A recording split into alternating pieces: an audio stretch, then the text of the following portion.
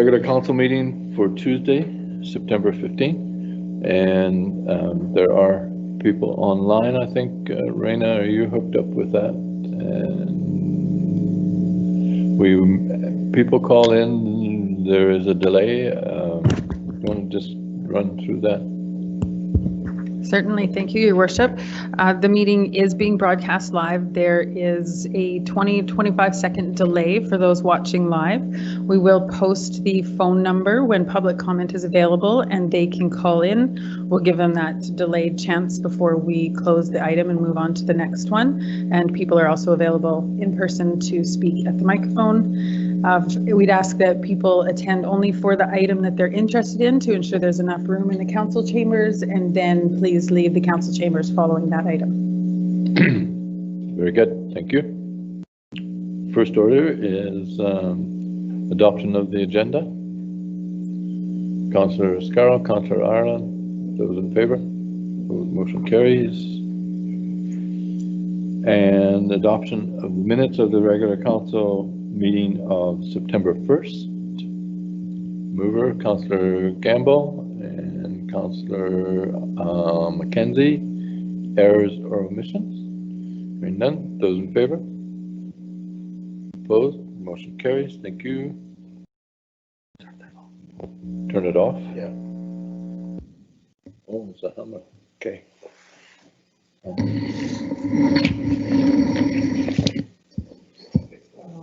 That one work better?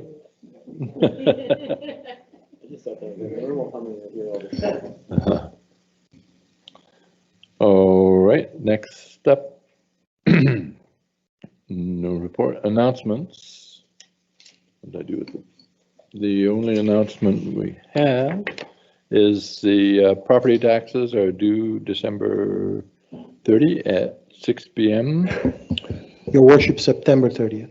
September, what did I say? December. Oh. That was, Tanya would be upset if we're going broke here, but you may pay in person at the Municipal Hall, but we strongly encourage you to pay through your bank, online or by check, deposited in the drop box located at our front door. Eligible property owners need to claim the homeowner grant. That's the main thing, also by September 30. If you are paying your taxes in person, please ensure your homeowner grant form is completed before entering the building. For questions about your property taxes, please call 250-766-6680. And those are all the announcements. We have no delegations, no petitions. Bylaws, public hearing, none. So it's public comment time now. So anybody who wishes to address council may do so. There is a time slot for that. You get 3 minutes at the microphone, and Your Worship, only for items that are not on the agenda. that's right. And second time of asking, third time of asking. No questions, no concerns. We're doing a great job out there. Development related applications. So a development variance permit. You're doing that, Paul? Yes, Your Worship, thank you.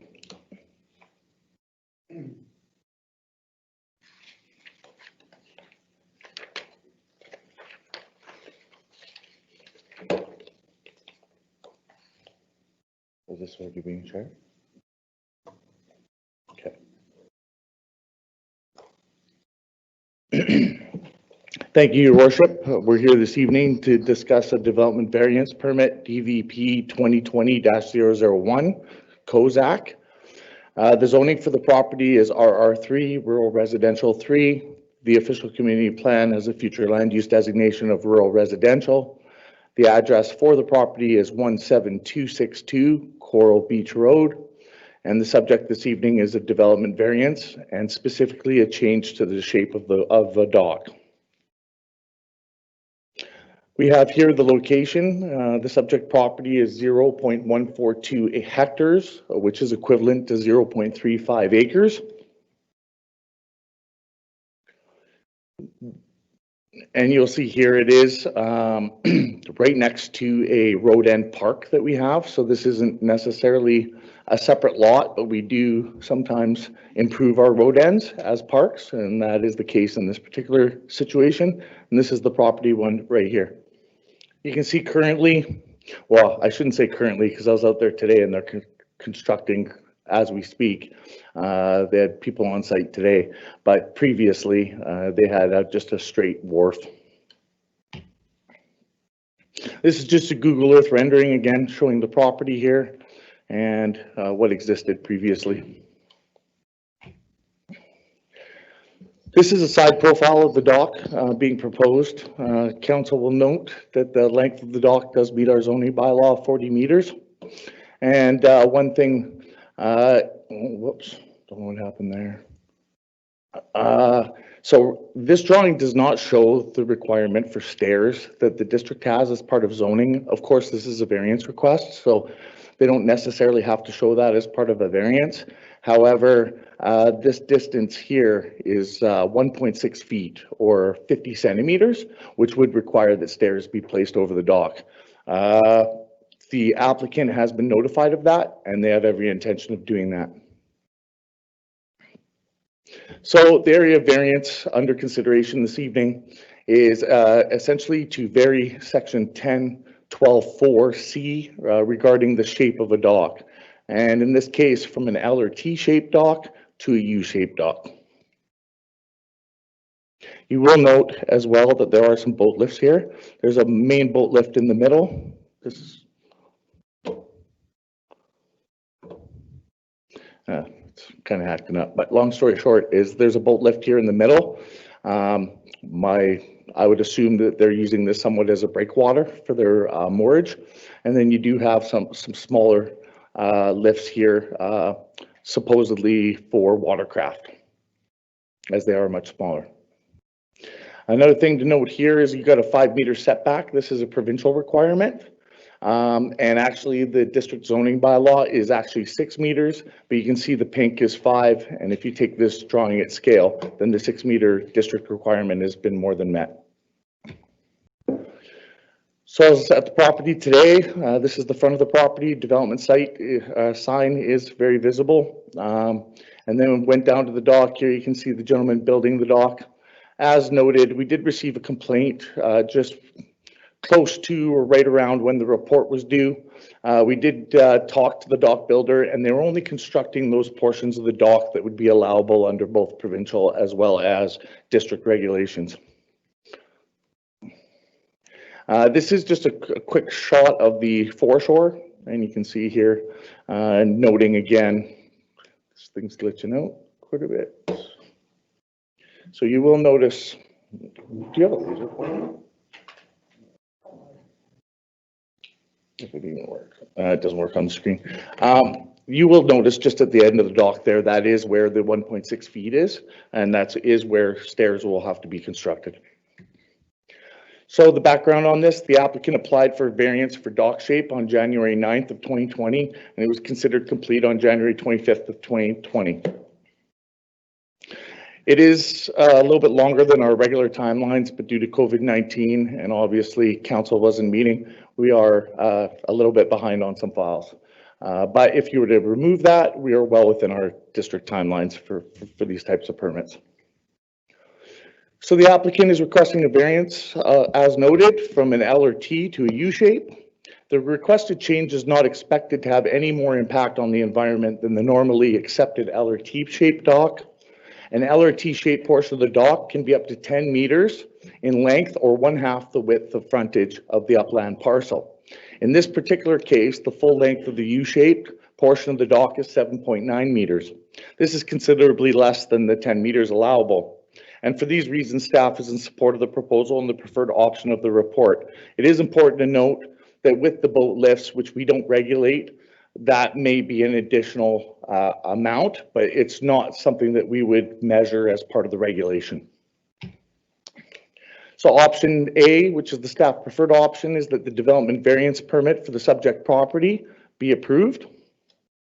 And conversely, it's still option B, obviously, is not the staff preferred option. My apologies. But that conversely, that the development variance permit for the subject property be denied. Thank you, Your Worship. Thank you. Council, any question for the planner? Councillor Reid? Sorry.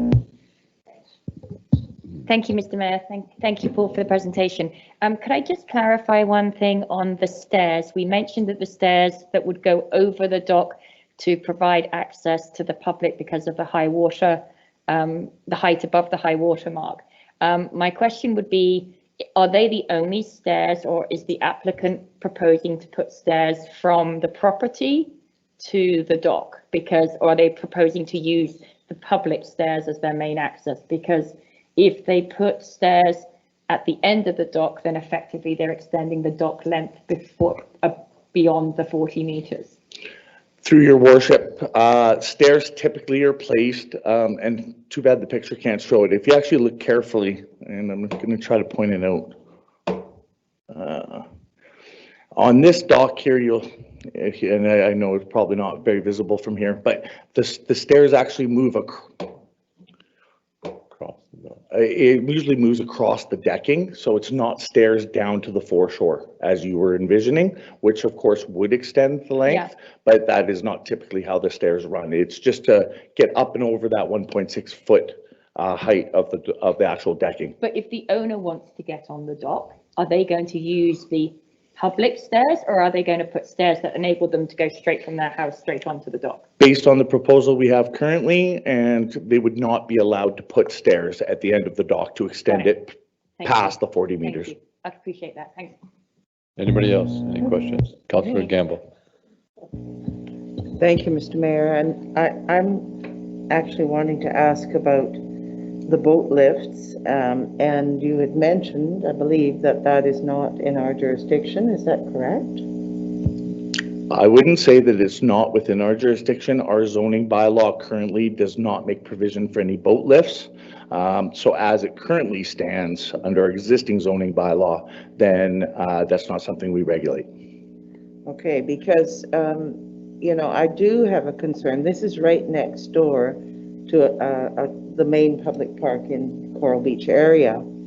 And I guess, you know, I'm looking at 3 boat lifts, and we've had a letter from a resident who has clearly stated that they have experienced, you know, issues in this area with, you know, a bit of conflict. I know that I myself have been over at another park not far away where there is a very similar dock, and I believe it's a U shape, and there are boat lifts on each side, and it's not the lift, but it's the boat that causes the issue.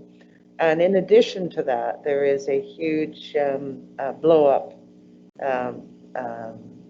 activity center, which tends to really kind of monopolize that side of the beach. I mean, it's, you know, it's just like we need to think carefully when we're going to permit something like this. And I'm just wondering, I mean, we could allow it and say we would allow it without a boat lift on that north side. If that would stand up, then that's something that I would like to hear some discussion on. The other possibility would be to deny it and say, you know, you can either have a T or an L, which is in our bylaw, currently, our zoning bylaws. So I'd like to hear what others have to say, but I do have concerns about those things. Thank you. Councillor Arnold. Yeah, thank you, Mr. Mayor. Yeah, I too read the letter from the resident, and I can see their issues there. I don't think that denying the variance is going to help that particular issue, because it can be an L or a T, but it really can't extend to the south at all because there's a 5-meter buffer between there and the neighbor's property. So the dock, as I understand it, and I did not go and look at this property, but from the map, it looks like the dock is at the southernmost part of that property already. So I don't think that making it an L or a T is really going to achieve what we would want to achieve, but I do think we could put the other boat lift on the other side. and that would be a compromise that would certainly make it a little bit safer on the other side. Good. If I may, your worship, as it relates to a development variance permit, conditions cannot be added to a development variance permit under the Local Government Act. Therefore, if council were to want to have these discussions with the applicant around the boat lift, they would have to defer that back to staff, and we would have to have that conversation with the applicant and bring the application back to council, which is possible given council consideration. Okay, thank you. I had, anybody else? I had Council Cara second time. Council. Thank you, Reid. Mr. Mayor. I appreciate my colleagues' comments, and I think in this particular case, the U-shaped dock, given the alternatives, actually may allow better access and exit for the boats without them conflicting with the paddleboard users, the kayakers and the swimmers who are using the public beach to the north of them. I do 100% agree if we could have a discussion with the applicant to ensure that the boat lift is removed from that north side. I think that would make a significant difference. I do think we have a very congested area there. There are buoys that are placed that it's not the subject of this variance, but I do think it warrants a conversation with staff and council to have a look at our zoning bylaw and the intent behind it. The additional boat lifts do increase the width of the dock by 30%. And so put a boat on there and you've got another maybe 50% increase. So I think it is something not for this subject, but I would certainly appreciate an opportunity to discuss it at a strategy meeting. But I would really welcome deferring this back to staff to talk with the applicant to see whether. Before I take a motion, I want to hear from the audience. I have to with the variance anyway. And the applicant may be available. Raina? Thank you, Your Worship. Just to let you know, we do have someone waiting on the line to address Okay, council. I'll to take speak the to item. online one first. Okay, Then. one moment. She's got, or he, 25, I have a second hand up here, so.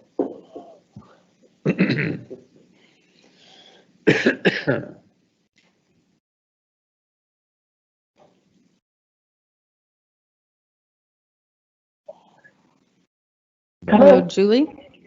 Yes, Okay, you're live and you can speak to council now. Thank you.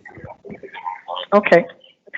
Hello, Hi, state your name for the record, please. my name is Julie Half Night. Sorry, I'm getting a reverberation. Don't know where it's So, from. I live at 17351 Coral Beach Road. I'm a daily user of the park, usually for swimming, but also for paddleboard. And I'm concerned about the safety of this area if the dock is built as has been submitted, especially with the boat launch or the boat lift at the north side of the wharf. So what the pictures don't show, the pictures inside the report don't show, is that the delineators for swimmers are not very far away from the dock. And you could see this today, especially now that they're putting the top on the wharf. And also the buoys on which there is a boat sitting today. In fact, it sits there almost all summer long. These create a fair bit of congestion as you leave Coral Beach Park to take your paddleboard or your kayak out to the open water, or they create that same congestion as you come back in. So, like a couple of councillors have mentioned, if we knew there wasn't going to be a boat there, I wouldn't have an objection to the U-shape. But my concern as a paddleboard that I think needs to be considered is that a rigid structure like a wharf is something that paddlers can rely upon, even swimmers can swim underneath. But boats are inherently unpredictable. They can be washed by the waves or pushed by the wind, and they can have things that we can't see dragging around underneath or beside them. And so for paddleboarders, having an additional boat sticking out off the wharf in the water with just that narrow channel between the swim delineators and the wharf, I think creates issues for the future. Thank you. We do have a written submission as well from you, so we have that on file. Thank you. Okay, thank Anybody you. else online? No? I'll hear from the audience now. Yes, do come For your forward. worship, the applicant is here to speak to the variance. Okay, come forward. Into the microphone and your name, please. My name is Ivana Kozak, and I'm an applicant. And I would like to say just a few words about North Lift. I wasn't aware of things of which are considered dangerous, and we were very open to move it on the left-hand side of the dock because that's just the way shoreline designed, and I'm not seeing any problem to move it.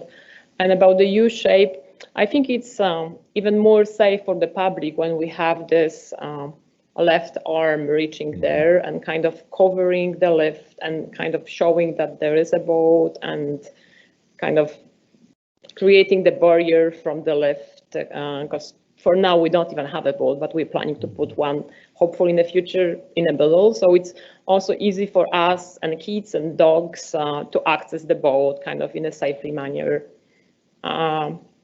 And I think that's all. And if you maybe have any questions, I'm open to answer them too.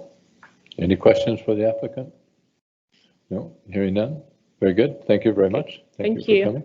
Oh, yes, before you run away, or is it for staff? For staff, that's okay. Thank you. We're done. Thank you so much. Thank you. Thank you. Go I ahead. just had one question. Thank you, Mr. Mayor. I had one question in light of comments from from Julie Halfnight. Would it be possible for staff to clarify the distance from the edge of the dock on the north side to the swim buoys, so we get an idea of the actual? Yes, you can come to the Dimension. microphone if you have that answer. I thought you said answer for question for staff. Oh, I was. I thought. I didn't It's a realize. question for the applicant. No, I'm sorry. I just remind myself that there was a mention of the moorings being there, and we're actually not happy about those being there too, because it's so crowded and it's dangerous for our kids when they're getting on a surfing or waking behind the jet ski. So I'm very open to doing something or maybe moving them around if it's possible. So be more safe for everybody, Good. because we are Thank not you. the owners of them. And thank Thank you. Did that answer your question? No. That wasn't my Okay. my question was around the proximity of Is the that edge to of the the dock planner to then? the swim buoy. Would Paul would be able to answer that?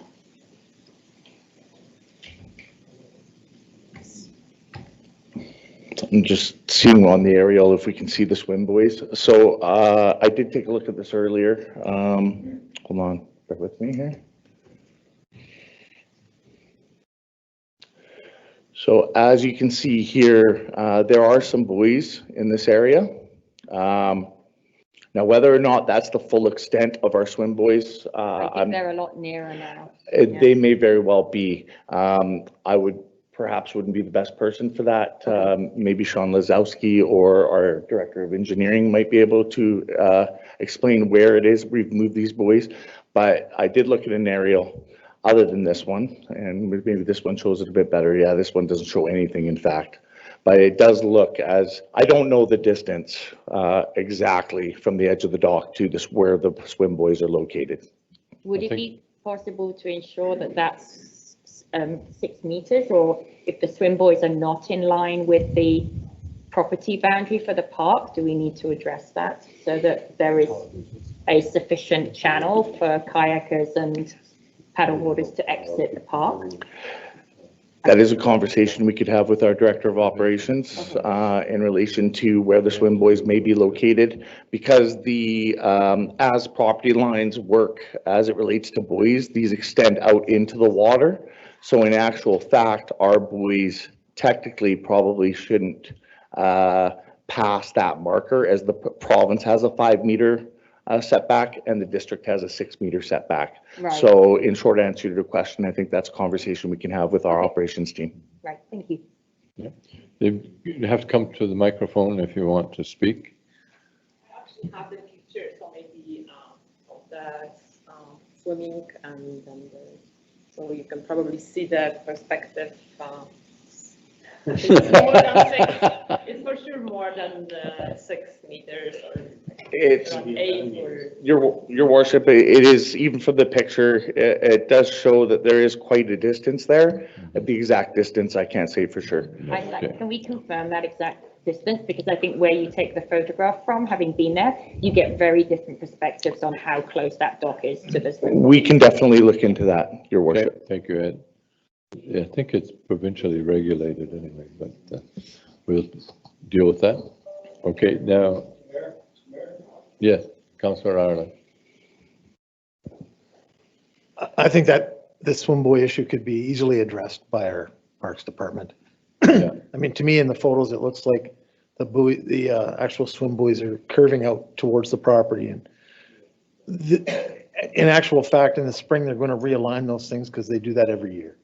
So we should just make a note of it to be respectful of their property line and align the swim buoys property. And maybe to, at the end of that, to leave an area where boats, where, paddle boats and connect kayaks and those sort of things could be easily launched without having to cross through the swim buoy, because, there's different users and they're not really a threat to the swimmers. So if we made some room at Coral Beach for the paddlers as well, that might be a good option. All right. Councillor McKenzie? Thank you, Mr. Mayor. I would move that we approve this based on what we just heard. Thank you. Councillor Reid?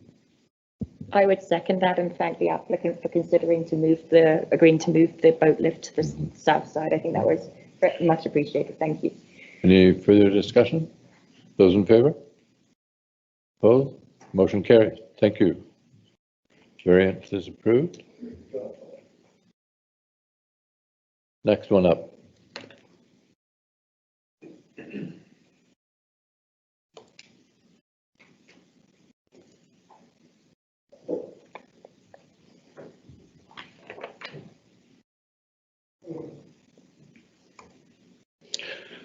Thank you, Your Worship.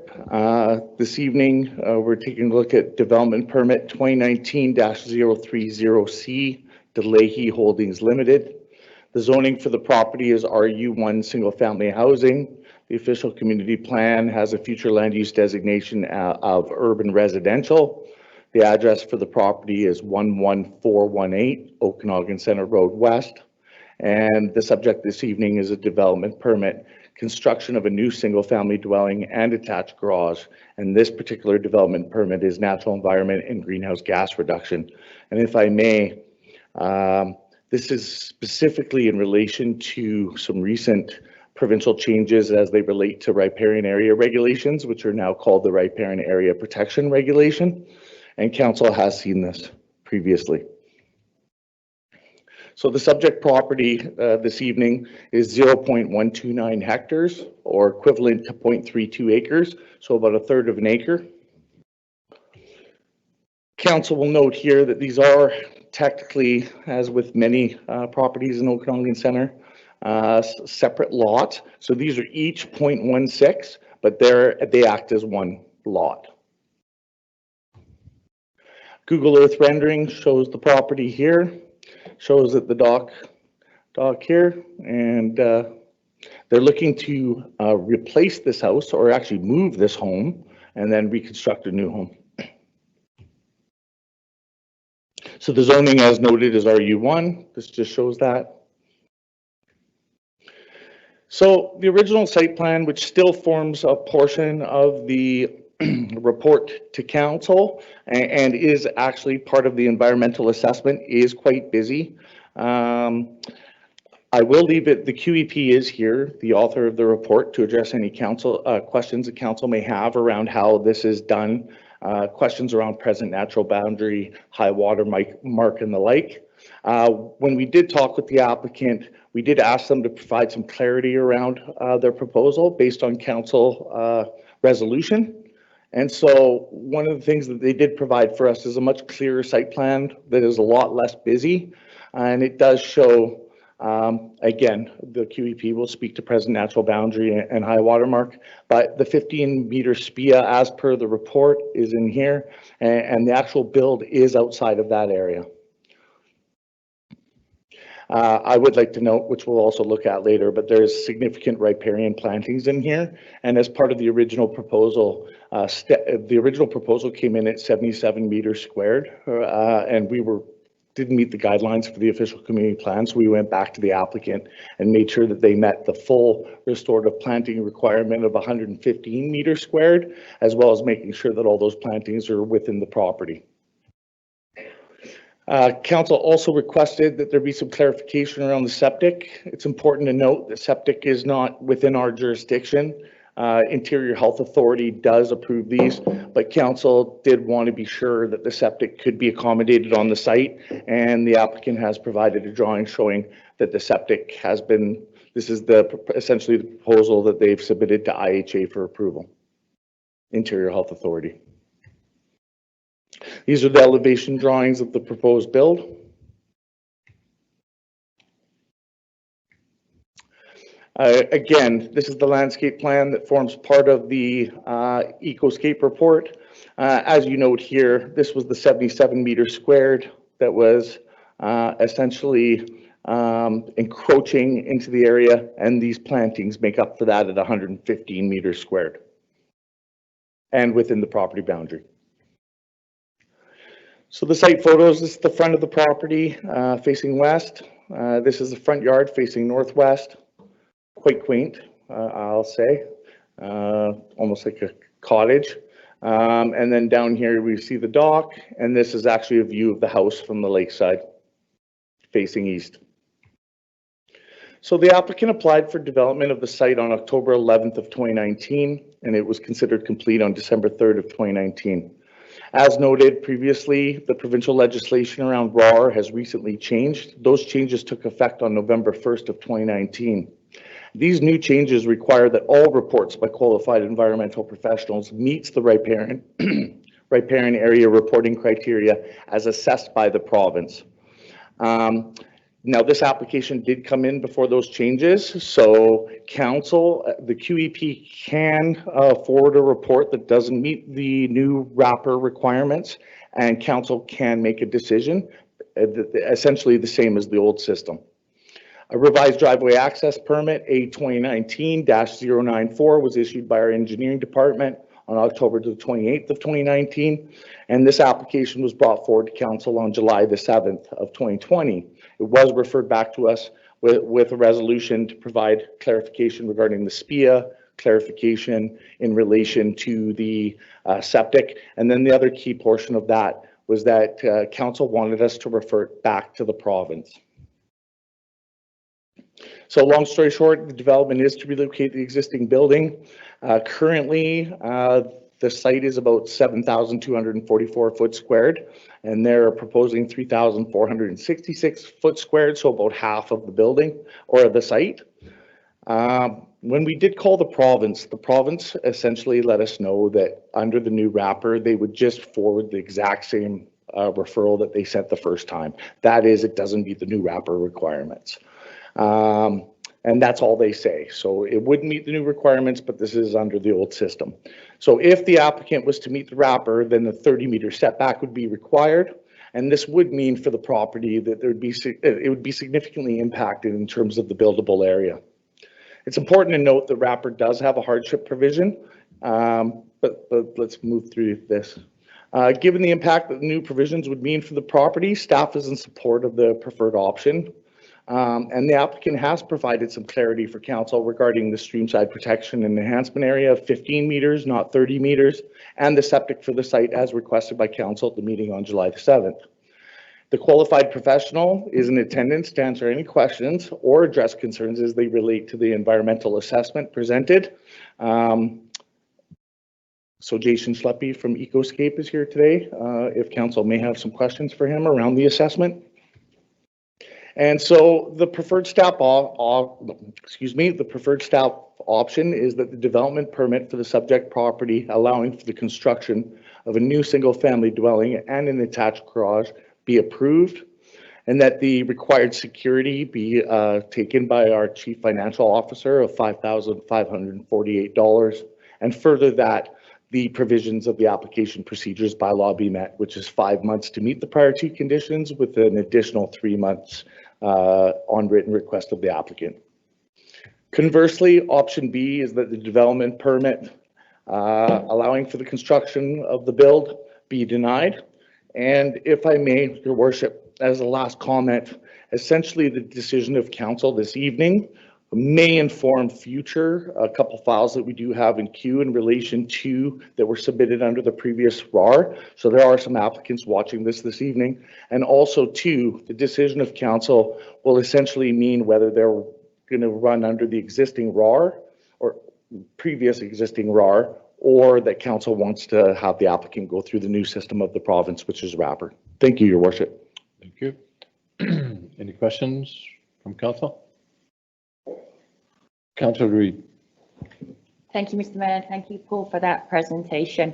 I would wonder whether Jason from Ecoscape could answer my question regarding the present natural boundary. And would it be possible to call up this new site plan that was presented? I don't know whether we can zoom in because it is again very small.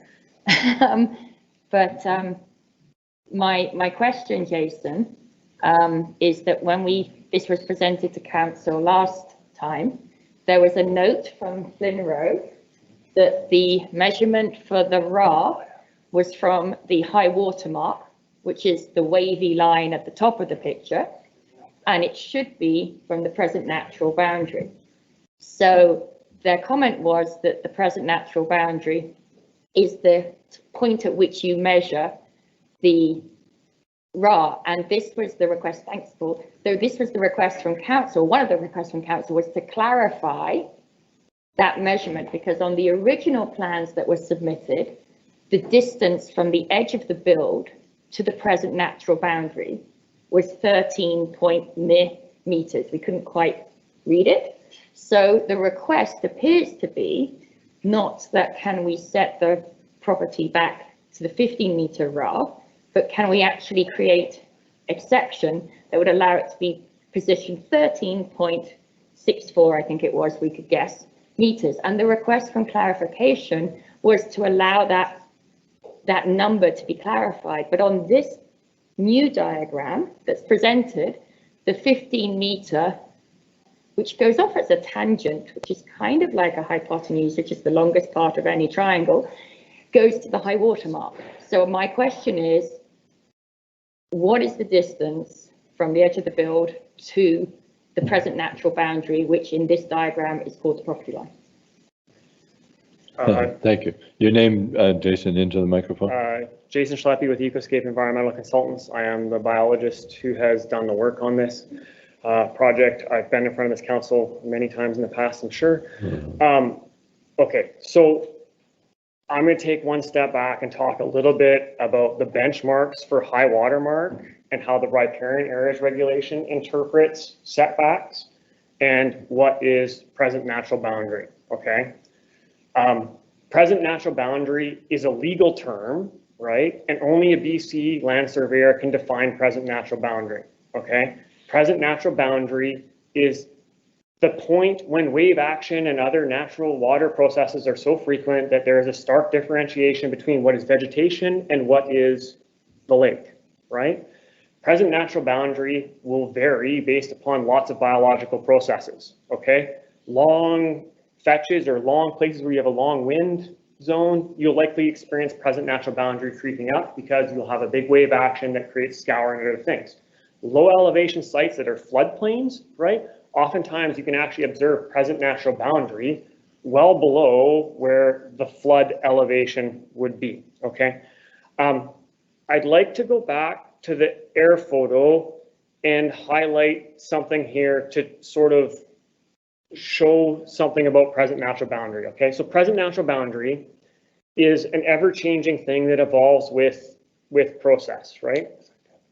And what happens is you've probably all heard of accretion applications, right? So what happens in cases of accretion, material deposits, vegetation grows, and present natural boundary can move lakeward. The same thing as erosive processes can pull present natural boundary back. Okay, so there's these biological processes that define where a property boundary is. Oftentimes, there is a stark difference between the original titled boundary when the subdivision occurred, right, versus what the current present natural boundary is. Okay, so present natural boundary is a legal term. It's defined only by a BC legal land surveyor, which I find ironic because I feel biologists may actually be better to define it because it's based on vegetation, but that's, you know, my own personal opinion. Long and short, the present natural boundary that you see on all the plans is the original titled present natural boundary. We've never actually surveyed in legally and defined present natural boundary from a legal standpoint using a BC legal land surveyor. Okay, so if you look at 11440, Mr. Frost, I know that property because I actually did that back in 2006, 2007. So under the riparian Harris regulation at the time, right, in 2006, that was one of my first files that has ecoscape, and that was permitted to a 7.5 and a 10-meter setback because of the shape of the lot, okay? So we're still using the exact same piece of legislation, only 3 lots up. But you'll see how that property line dog legs out sharply compared to the 11430. What my intuition says is that owner has gone through a process to redefine where their property line is using an accretion application, okay? So present natural boundary is very different from how the riparian areas regulation interprets stream boundary. And I realize this is a long drawn out answer, but it's a loaded question, right? Like there's actually a lot of technical background to this. The riparian areas regulation protection regulation now defines stream boundary as the point where water would come to on a 1 in 5 year return period. Okay, so that's the new riparian areas protection regulation that defines what stream boundary is, and stream boundary falls within the jurisdiction of the qualified environmental professional. Okay, when you look at a lake like Okanagan Lake, and I've recently done this analysis, Okanagan Lake has had a whole bunch of water management regimes over history, right? What is high water mark has changed over time because of the way that the dam is managed down there, right? Like there's actually, there is a dam, we manage it. Obviously, in the past couple of years, we've seen floods and other things, and managing it is a challenge, right? We've pulled the data. We've used the last 10 years to be representative, dropping out the flood year of 2017. And if you look on average, the elevation of the high water mark from the gauge in Kelowna, right? Assuming Okanagan Lake is flat. I mean, it's not, but let's just assume it is, right? On average, your high water mark comes up to about 342.5, 342.7 plus or minus, sort of in that last 10-year period, right? Dropping the highs and the lows, okay? Most surveyors these days on urban sites, when they've lost vegetation to use as a cue to define present natural boundary, are typically using 342.6 or 342.7, depending upon angles and wind and fetch, okay? If you go back to the assessment that we did, okay, we've relied upon a document for the purposes of the riparian areas protection regulation assessment that came out from the province in 2014, okay? So the province in 2014 published this document, guidance document for determining the high water mark on Okanagan Lake. That document said to use the 343 meter contour, okay? So Jason sits here as the QEP and reads how the riparian areas protection regulation defines stream boundary, right, and gets into the gory details of that technical definition, and it says 1 in 5 year return period, etc. It's a very explicit definition. And then we have this guidance document from 2014 that says use the 343 contour with the exception of flat, low gradient sites, you can use present natural boundary, okay? If you look, we've used the 343 meter contour for the setback following that 2014 guidance document. I have actually phoned Andrew Appleton in the province to discuss this because I said, the province has this guidance document from 2014. The riparian areas protection regulation uses an entirely different definition. Can you explain to me why we have one document from the province saying this is what you do, and now we have a new piece of legislation that says something different? And the answer I got back on that was, that guidance document is still a valuable reference, but it is up to the qualified professional to define and defend the stream boundary or the high water mark that they're using for this assessment, okay? Right, exactly. So it falls squarely on me. So if you look, the short answer to your question in my long-winded response is, you're talking about a setback from the original titled present natural boundary. That is not the current present natural boundary, and we could likely go through and get a surveyor to redefine that, because from what I can tell in looking at the air photos and other things, it does not appear that anywhere in the past somebody embarked upon a crown land encroachment and brought fill into the lake, right? It's not like this has been an altered process from humans. It's just probably back in the day when those lines were done, you can see they're pretty straight, and surveyors were using rods and levels to define present natural boundary. They straight lined a lot of stuff for line of sight, right? And then referenced present natural boundary. So it still is truly a 15-meter offset from the 343-meter contour. Use of that property line would be erroneous in my part, because I'm actually using probably a 343.2 or 343.3 contour to do it. It would be unfair to the applicant to do that. I'm actually imparting upon them a setback that is greater than what the setback under the riparian areas protection regulation would be. So does that answer your question? Have I clarified it? It gives me a lot of color to it, but my question, so what you're saying, if I can break it down into the reports that have been presented to us, the one that was presented to us and went to FLNRO on May the 20th, which is your report, yes, that shows the present natural boundary. Yes. And FLNRO commented the fact that it doesn't, the setback should be from the present natural boundary. Your position as a qualified, as a QEP, is that that is not the present natural boundary and it is a legacy present natural boundary. Because it's not the recently surveyed present natural boundary, it would be referred to by a BC legal land survey as the titled present natural boundary. It's the present natural boundary that's followed that since the last time present natural boundary was defined on that property. Okay. Right? So when FLNRO responds back and says they've used present natural boundary, they probably haven't gone and looked at the original survey and said it says titled present natural boundary. Our reports, we short form that to probably say present natural boundary. It does say present natural boundary in your report. Yeah, exactly. But we use the 343 contour. That has been since 2014, and that's what the guidance document says. Use the 343 meter contour, right? Okay. So you can understand our confusion because, or my confusion, because the report that we received back from FLNRO, the people approving this, said you should be using the present natural boundary, and I look at it on the diagram, and it's not the 343. And we live in a world of imperfection, and I've seen many statements like that come from the province in that case, right? Like clarity should have been sought on what the QEP was using or asking for a rational justification for why I'm using 343, okay. Right? Like, I hear what the province is saying, and I legally cannot determine present natural boundary. I stand before you, I cannot tell you where present natural boundary is on that property. That does not fall in my professional service category, right? However, I feel I'm qualified enough to give you the gist of wave process and how it would be defined, right?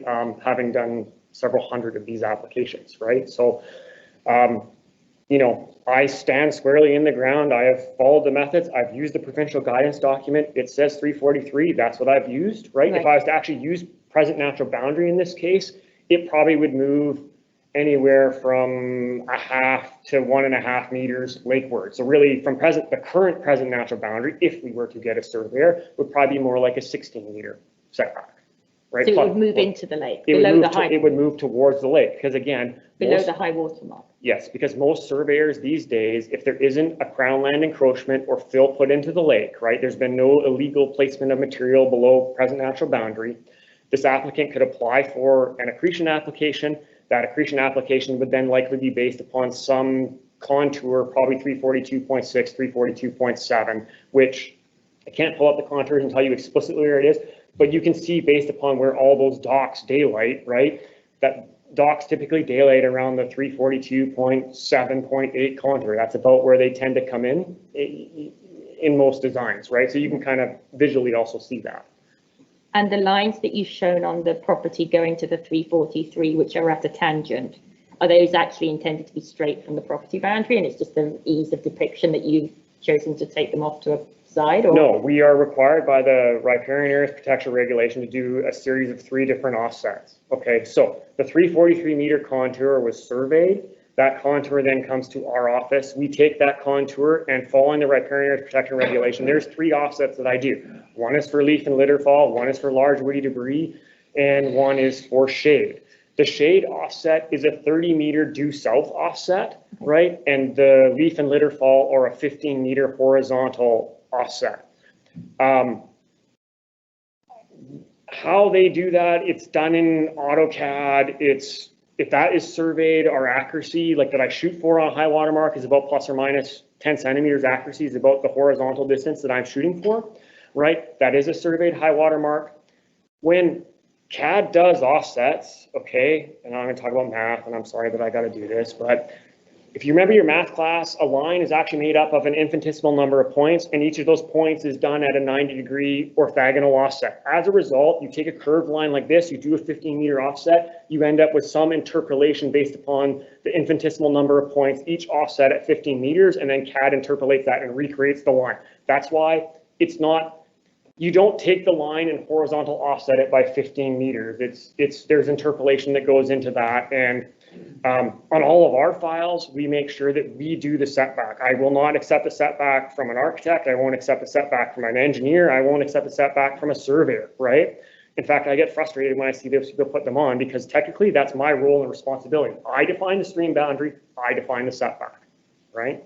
Thank you. I appreciate your time. No problem. Thank you. Does anybody? Thank you. Thank you very much, Jason. No problem. Thank you. Anybody else? No, this is not a variance. Anybody else have any questions with regard to this? Councillor Ireland. Yeah, I have a couple of questions, maybe one for Paul. Being that it's 2 separate lots, is there a forced amalgamation here before they? No, it wouldn't be a forced amalgamation. These are all legal non-conforming, and these are actually quite common down in Okanagan Center. If the applicant wishes. Not when they're built on, new. When I was building a house, I had to amalgamate my lots before I could straddle them. I'm quite surprised. Perhaps our manager of planning would like to answer that question. As the approving officer. Good evening. I think you have to say your name again to the microphone. Yes. My name is Corinne Game, Manager of Planning. I asked the very same question when the report came across my desk, and my understanding is that there are some anomalies in this particular neighborhood. So the situation has been allowed to occur where property lines haven't been amalgamated. I haven't had the opportunity to find out what exactly created that precedent, but I certainly understand what you're saying, because that was my first reaction as well. Yeah, that very house that I was building in that neighborhood Okay. Had a forced amalgamation. I couldn't get my building permit until I amalgamated. And the existing properties that aren't amalgamated are properties that stray back to regional district times. So I certainly hope that, I would like to see that happens. We don't want it to remain as 2 25-foot lots. Certainly that will be dealt with at Because the it's time of building problematic for the permit. future. Absolutely. The 25-foot lots are very problematic. Absolutely. My next question is, and I know this isn't part of the application, but since they've presented something on the septic, I just have a few questions about that. So I don't know if there's a representative there that can answer those. Thank you. Maybe just shoot your questions and we'll do the best we can. We Okay. received the response from Interior Health. So, okay, You have to come to give the me my microphone. questions, because I don't. We can't have back and forth from the audience. It has to come to the microphone. Somebody can answer that question, come to the microphone. But short answer, Yes, Jason. Okay, so have these, we saw the little drawing of the septic system, but there's no stamps or anything. So has this been designed by a BC company? It says it's Alberta, so has to be a BC company. And just looking at it, and I'm not an expert, but I have done a few bits of building before, I don't see where there's a you have to have a spare septic field. I don't see where that exists on that system or where it could exist on the property. So that's the issue that I have here. Mr. Mayor, I've been handed a receipt of record of sewage system, and it's from Interior Health on their letterhead, acknowledging that the health authority has received a completed record of sewage system for the subject property, and it provides an effective date of May 11th, 2020, an expiry date of May 11th, 2022. So it says, please note the system work must be completed and a letter of certification filed with the health authority within 2 years of the effective date noted. So it just seems that the health authority has provided their acceptance, and certainly, as I say, it falls within their jurisdiction, so I'm not at liberty to question. So the septic system has been designed by Mr. Jeff Oland. Yeah, I'm aware of who he is. So he's an engineer. Yeah, I know who he is. I know exactly who he is. So that's good. I'm fine with that.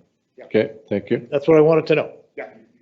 Perfect. Well, he built my neighbor's system, so he knows what he's doing. Okay, thank you. And he's a PM. Councillor Gamble, you had a question Yes. for Yes. the planner or Yes, manager? the manager here. Planning manager? And that is regarding the two lots. I don't think I realized that that was two lots until I saw this, and we just had this brief discussion, but that I think needs to be clarified and sorted out, because I do recall that we were attempting to make sure that all of these ancient lots, they were ancient lots that were created. I mean, this was a 1907 subdivision. yeah, but this was an old railway dock. Yeah. And so, yeah, 1907.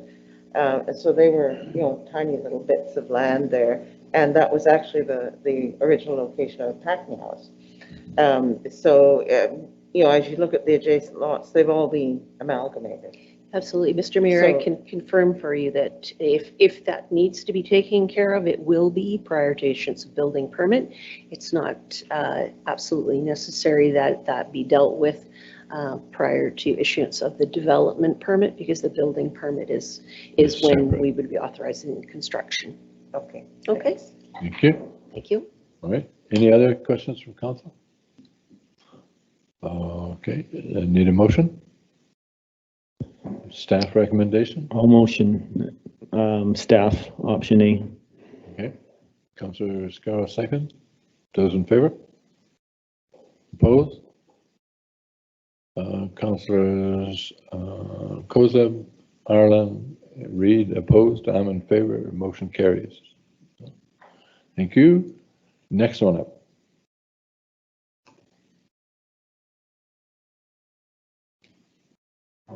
Your worship, we have the agricultural plan, but Mr. McEwen will introducing the consultant, and they will be using Microsoft Teams to make their presentation. Yeah. So, good evening, Your Worship, members of council. Hope you can all hear me well. I think we've just been behind the scenes working out some tech issues, but I think we're all set up here. So this evening, following the strategy session with council and the Agricultural Advisory Committee meetings recently, we are bringing forward the agriculture plan for the district that's been presented by Upland Consulting and Upland Agricultural Consulting and their team. This evening we have Ione Smith, who will walk us through the presentation. I think, Ione, are you able to share your screen now? We can see you. Oh, and I think Yes, I'm here. Hold on, I'm just going to share my screen and make sure I get to the start of the presentation. First of all, can everybody hear me okay? Yes, indeed. Yes. Fantastic. Thank you, Your Worship. My name is Ione Smith, and I'm a professional agrologist, and I work with Upland Agricultural Consulting. I've had the pleasure of working on the District of Lake Country's agricultural plan, and I'm here tonight to present the final plan. I know I don't have a lot of time, so I'll walk through these slides pretty quickly and then be available for question and answer. So we started the plan about a year ago, and I'll just take a couple seconds to review the team and the process, the purpose, and the purpose for the agricultural plan, an overview of Lake Country agriculture, the vision, goals, and recommendations of the plan, and our engagement efforts as well. As you just saw, Jamie has been helping us out with the administration side of the plan through the district staff level, as well as Ruth. And then there's myself, and I've had Caslin, Andrea, and Janine all working on the team. So it's been a team effort. The purpose of the agriculture plan is really to focus on the community's farm area to discover practical solutions to issues and identify opportunities to strengthen farming and ultimately to contribute to agriculture and the community's long-term sustainability. The process, as I mentioned, began about a year ago. It was towards the end of September 2019. We started with engagement with farmers, producers in the community. We did a couple of days of touring different farms as well, so we could get a good sense of the type and level of agriculture and agricultural tourism and other types of activities happening within the community. We did an in-depth review of data, maps, and other reports that were out there and put together a background report. And then we also delved into the economic side of agriculture and put together a market opportunities analysis report and showcased that at a public event called the Crop Opportunities event, which we conducted in March. The draft agriculture plan was then put together, and we brought it to external review, a number of agencies, which I'll walk you through at the end of the presentation, and we also brought it to public review as well. So we're at the final stage. We have vetted the draft plan at the Agricultural Advisory Committee, and we also undertook a strategy session with Council a few weeks ago, which you may recall. As I mentioned, there's two really important supporting documents, which is the background report. This provides an overview of the biophysical and the regulatory context for agriculture in the community, as well as a market analysis and expansion opportunities report as well. We also have an engagement summary report, which is an appendix to the agriculture plan. So just to provide you with a brief overview of agriculture in Lake Country, there's over 4,000 hectares in the ALR. There's also quite a lot of agricultural land outside of the ALR. That amounts to over 350 parcels that are currently being farmed. Many of the farms are small scale in terms of size, being under 10 acres. Most of the cropland is being irrigated, so water is a key issue. And 20% of the farmland is used for forage and pasture, which means a lot of it is being used for crops. In terms of demographics and economics, about a third of those who identify as farmers have been farming for over 10 years within the District of Lake Country. The majority are over the age of 56. This is in line with the average age of farmers across British Columbia. There's a heavy reliance on farm worker labor, which is probably no surprise. Of interest is that the population of Lake Country grew over 10% in a 5-year period between 2011 and 2016. And there's over 500,000 people living within 120 kilometers radius of Lake Country. As well, the central Okanagan median income is fairly high at $72,000 a year. So this provides an ample market that has been really untapped or unmet thus far for local products. There is a vision for the agriculture plan, which is a forward-thinking statement, and I'll read it to you. Agriculture in Lake Country is sustainable, profitable, and supported by the local community and government. Lake Country's agricultural character is preserved and agritourism flourishes. Farming enterprises are respected and represent a source of pride for residents. Abundant, healthy Lake Country food is offered to local, regional, national, and international markets. So from that vision, there were 4 goals and 27 recommendations. I'm not going to read through every single recommendation tonight, but I'm going to briefly provide you an overview of each of the goals. The first goal is to support agriculture throughout government process, policy, and regulation, and there were 10 specific recommendations for Goal 1. And these range from things such as updating existing temporary farm worker housing policies, prioritizing the agricultural community when planning and implementing infrastructure such as roads and waterworks, exploring opportunities for rural design standards and strategies in some of the more rural areas as well, and continuing to protect and preserve the ALR. Goal number 2 is to encourage agricultural production and sector diversification. And so this is really the economic side of agriculture. It's to recommend specific actions such as developing an agri-food sector strategy, facilitating land linking and succession planning locally, and to determine the feasibility of a permanent year-round farmers market. Goal number 3 is around communication and education and celebration of Lake Country food and agriculture. Priority number 1 within that goal is to revitalize the Agricultural Advisory Committee. We heard that loud and clear from members of the public as well as members of the committee itself. To provide agricultural learning opportunities for yourselves, for district council as well as staff, and to celebrate the past, present, and future agriculture of Lake Country. The final goal, number 4, is to include agriculture in climate change and emergency planning. As we saw with COVID-19, food security has become front and center for many people.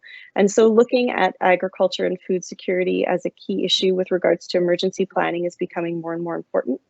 We're also talking here about controlling invasive and noxious species, looking at climate action initiatives and strategies at the district level, and including agriculture within those strategies, and continuing to support wildfire risk reduction initiatives with agricultural stakeholders. So in terms of engagement, as I mentioned, we started off the project with a farm tour and engaging specific farmers and those involved in agriculture. We undertook a wide-ranging survey, which was mailed out to every address within the agriculture zone in the district. We also did the Let's Talk Crop Opportunities event in March, pretty much just before everything got shut down because of the COVID-19 restrictions. So then we moved to online feedback. We've updated the website on the District of Lake Country to provide updates on the agriculture plan. We also included an online survey. I undertook individual emails and phone calls to farmers to get their feedback on the draft plan.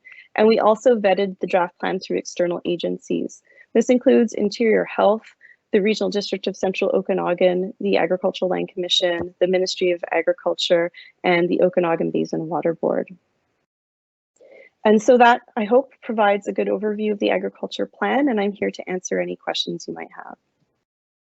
Thank you. Councillor McKenzie has a question. Thank you, Mr. Mayor.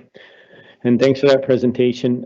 Just on that last point, were you engaged on the phone and along with the other methods? I'm just curious if you have a total of how many farms that you actually included in this survey. Are you referring to the survey in the fall or just this last one that was online? All together, I would imagine you probably kept them separate if you got feedback from the same one in the spring and the fall. Sure. So last fall, the initial survey that we undertook, we had a really good response rate of, I believe it was 75 responses to that survey, which was a great response rate. Obviously this spring, it was a little bit more challenging to get feedback, primarily because of, also, not just because of COVID-19, but just because it's a hard time of year to engage with farmers generally, which is why I turned to phone calls and direct emails to try and connect with people. And that seemed to provide a better ability to get that, to draw out that specific feedback than the more passive online survey responses as well. Not to pass it off to staff, but I believe Ruth would have a more up-to-date figure on the specific response rate for that online survey this spring. Okay, so the number of 315 is the number of farms in our community, and so I take it we got probably about a third of them for input, which is... So there's 350 parcels that are active farmland, but many farms, farm operations have more than one parcel. So there's actually fewer farm operations. There's approximately 100 farm operations within the District of Lake Country. So we did in the early stages get a fairly good response rate from farms itself. But yes, you're right, 350 parcels of land are being farmed. Okay, so then one other one, and just looking at the some of the overviews here. So if we went to agriculture in Lake Country page, which just has some summaries there. So page 4. One of the things that popped out to a couple of us was the top 5 crops, where you have garlic as number 4. And as much as I like garlic, I don't know whether that falls into where I would have thought grapes or something like that would have been here. Can you maybe clarify that? Sure, I can elaborate on that a little bit. So there's 2 main sources of data that we pulled from to get that information. We were not doing specific land use inventories ourselves driving around. So we were relying on the agriculture census, which is self-reporting, where farmers provide that information on a voluntary basis. And we were also relying on the Ministry of Agriculture's agricultural land use inventory data. And that data did corroborate the fact that garlic was a very big producer in the region. I think it's probably fair to be able to try to argue whether it's number five or 6 or 7, but certainly grapes, apples, cherries, and tree fruits were in the top 5 there. So the grapes is just not on the list there. That's what it sort of, a couple of us were questioning, right? Because that seems like that's a pretty big crop for this area. So I can have another look at that. Okay. Other than that, excellent job. We're quite impressed. Obviously, I was on the AAC, so I've seen this before. So thank you. Good, thank you. Councillor Gamble.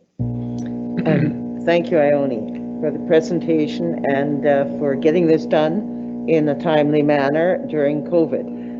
And I know that it has been very difficult for farmers at this time of year to participate. So I appreciate your extra vigilant, getting out there and trying to communicate with people. I'm glad that that Councillor McKenzie raised that issue about the main crops, because I do think that if you're going to alter anything, let's make sure we get grapes on that list. I thought it might have been the survey that the people you surveyed just said that, but as far as I know, there's probably maybe 5 to 10 acres of garlic grown in all of Lake Country, so and that might be a lot. But in any case, a lot of tree fruits for sure, and particularly cherries. We have the largest cherry producer in Canada within our community, so that's definitely a big crop too. Looking at the strategies recommended, I have to say that I'm very, very keen on seeing the edge planning. It's not actually listed as the 4 main strategies recommended, or summary of strategies recommended. But when you look down to the table that follows that, the implementation of ongoing actions, it is the 2nd item on that list. And there it talks about updating the zoning bylaw to ensure alignment with best edge planning practices and the Agricultural Land Commission Act and regulations. And I fully support that. It is something that we really need to get on with and see those changes put in place. So I fully support the plan, and thanks very much for getting it done, as I say, in a timely manner. Thank you. And Councillor Reid. Thank you, Mr. Mayor, and thank you, Ione, for the presentation. I think we've already spoken offline about incorporating a map that shows the agricultural land. I do have a couple of questions kind of in relation to that. It says that there's 27 hectares is the difference between the agricultural land A1 zone that is not in the ALR compared to the agricultural land that is in the ALR. And knowing the amount of wineries that we have in Carr's Landing, I just wondered whether that number needs to be double checked because it seems low. I noticed that one of the strategies was to protect the land, agricultural land in the ALR. I think we should expand it to protect agricultural land. I don't think we should make a distinction between we can preserve the ALR, but I think all land that is agricultural, whether it's in the ALR or not, it certainly should be our focus to retain that. And going back to this infographic, which is lovely because it kind of sums everything up and it's a really good starting point. I just wanted to check, you've mentioned that there were 100 farms, but the infographic says 315 farms. So in the survey, 100 farms in the survey, but 315 in the district. Fantastic. And then the 23% of Lake Country land is in the agricultural land reserve. And am I reading this correct? Only a quarter of that is farmed. So my question would be, what is the other 3/4 doing? Sure, I can answer that. So that came up, and first of all, I'm sorry if there's confusion around some of the numbers in the infographic. I'll make sure that we go through and that it's more clearly communicated. A lot of that is just simply around interpretation of the data. In terms of the 23% of land currently being farmed, so that specifically goes back to the agricultural land use inventory. That's not necessarily a bad thing. The attention to that number came up as well at the AAC meeting, but I want to underscore the fact that all that means is that there's opportunity for expansion of agriculture. It simply means that there's land available for farming within the ALR that's not currently necessarily being utilized for farming.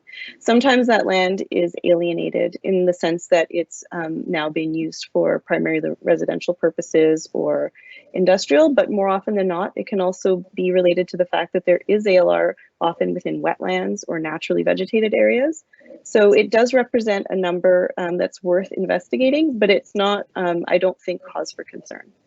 But is it, by what you've said, and I appreciate that, is it an opportunity that we should somehow incorporate in the plan, that we have an opportunity to expand the utilization of our ALR land and agricultural land?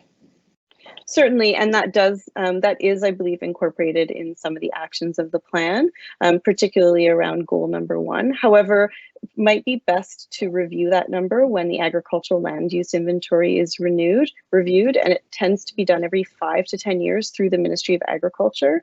And I believe the Central Okanagan region is due for another review of the agricultural land use inventory fairly soon. So that would be a good time to go through with Ministry of Agriculture staff to try and figure out what's exactly behind those numbers, because there might be more of a story there. Okay, thank you. I appreciate the answers. Thank you. Councillor Scarrow.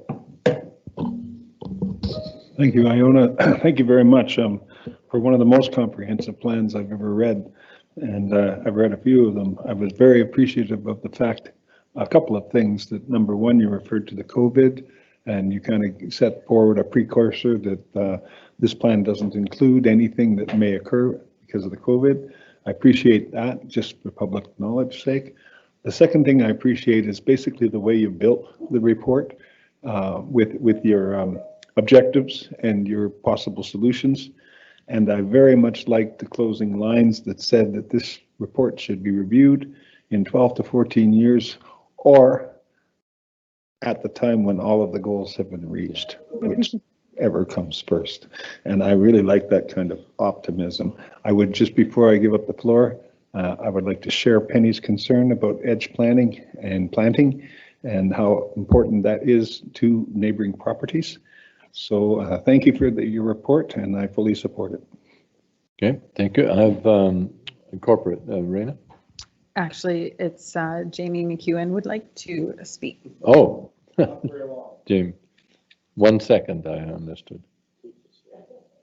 Yeah, thank you very much, Your Worship. Yep. If that was okay, I just wanted to make a quick comment that absolutely we've heard council on the need for edge planning and greater discussions on that. We're going to be bringing back the official community plan in terms of some discussions around edge planning, and particularly with respect to our growth management in the community.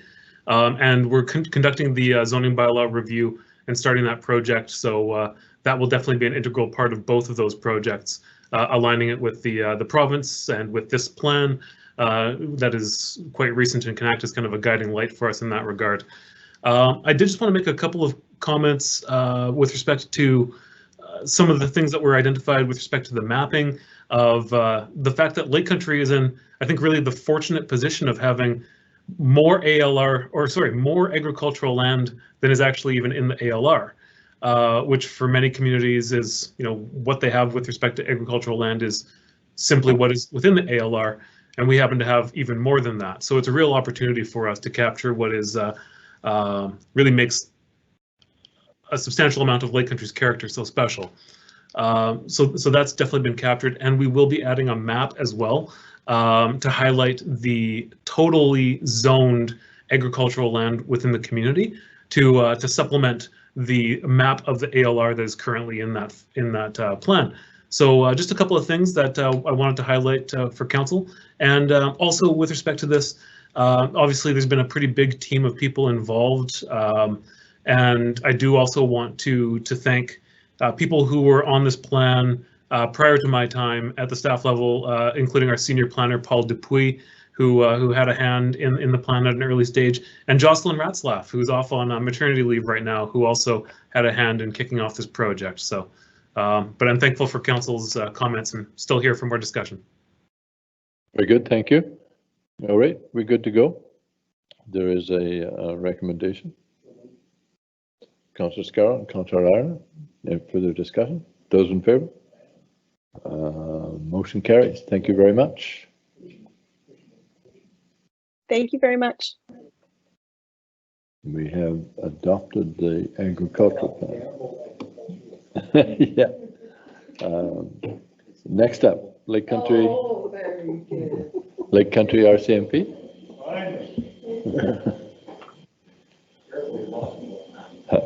You have to punch the microphone on there. Well.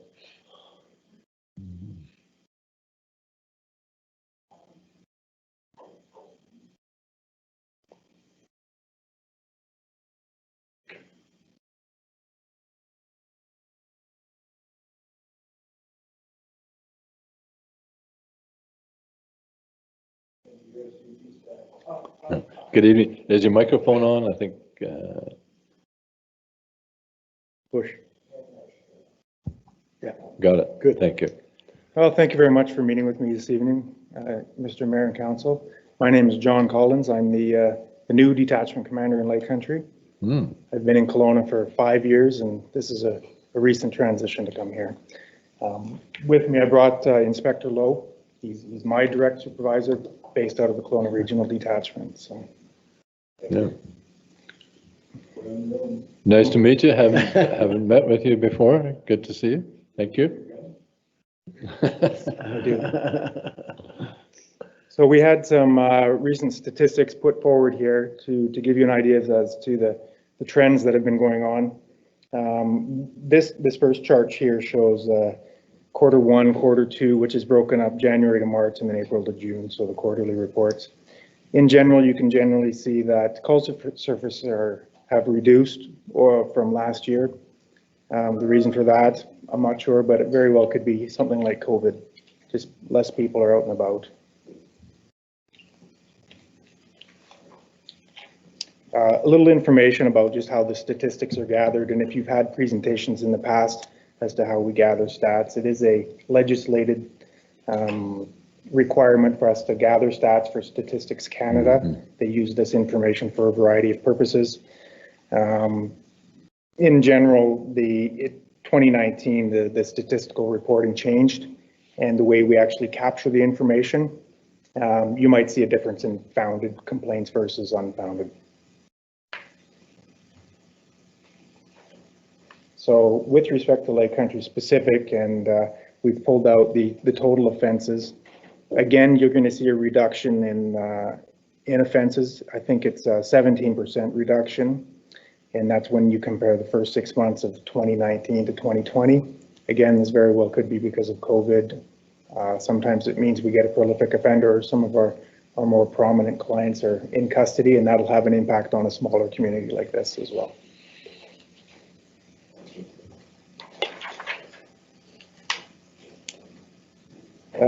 This chart here is showing break and enters, and we've broken it down by type. They're fairly self-explanatory. The B&E other typically means sheds, garages, sea-cans. But again, you're going to see the numbers are not too high. 2018, we had a bit of a peak, but the numbers are within average as to what we've seen the last few years as well.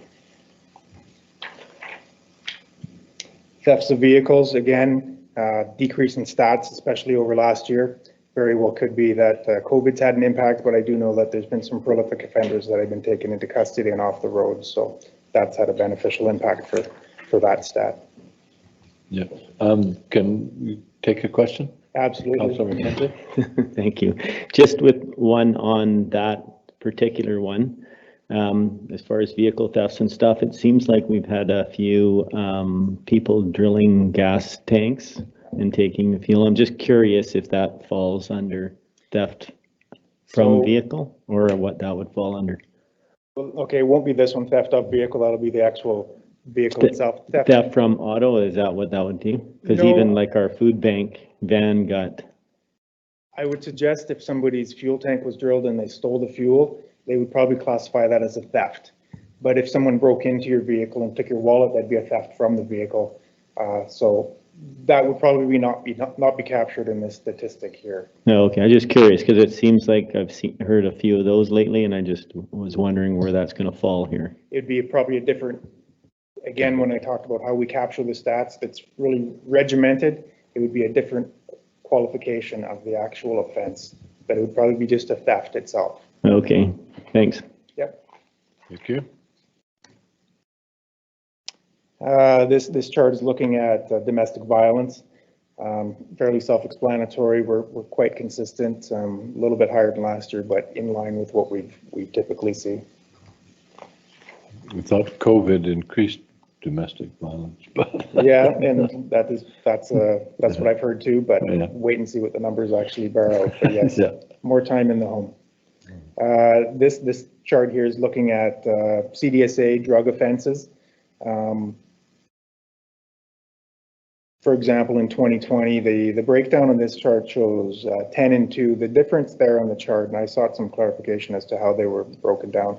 It's 2 of them resulted in charges. So quite often we get a lot of information, or we go out and we charge people, or we seek and destroy drugs, or we seize them, but it may not get to the level of an actual conviction in court. That's just the differentiation there. The next chart here is talking about road safety, obviously. Fairly consistent across the board. There is one other piece of information that didn't make it onto this chart, has to do with the provincial legislation referred to as the administrative for the immediate roadside prohibition, which came into effect a few years ago. It's provincially specific as opposed to criminal code. A lot of our impaired driving offenses are now directly going that route. And that is, if you hear the term IRP, immediate roadside prohibition, that's where a lot of our data actually goes to. I grabbed those stats too. They didn't make it onto this chart, but the numbers respectively for 27 through 20 are 11, 7, 6, 9. So it is an impaired driving offense, but provincial legislation, it's much faster, more efficient. Councillor Scarrow had a question.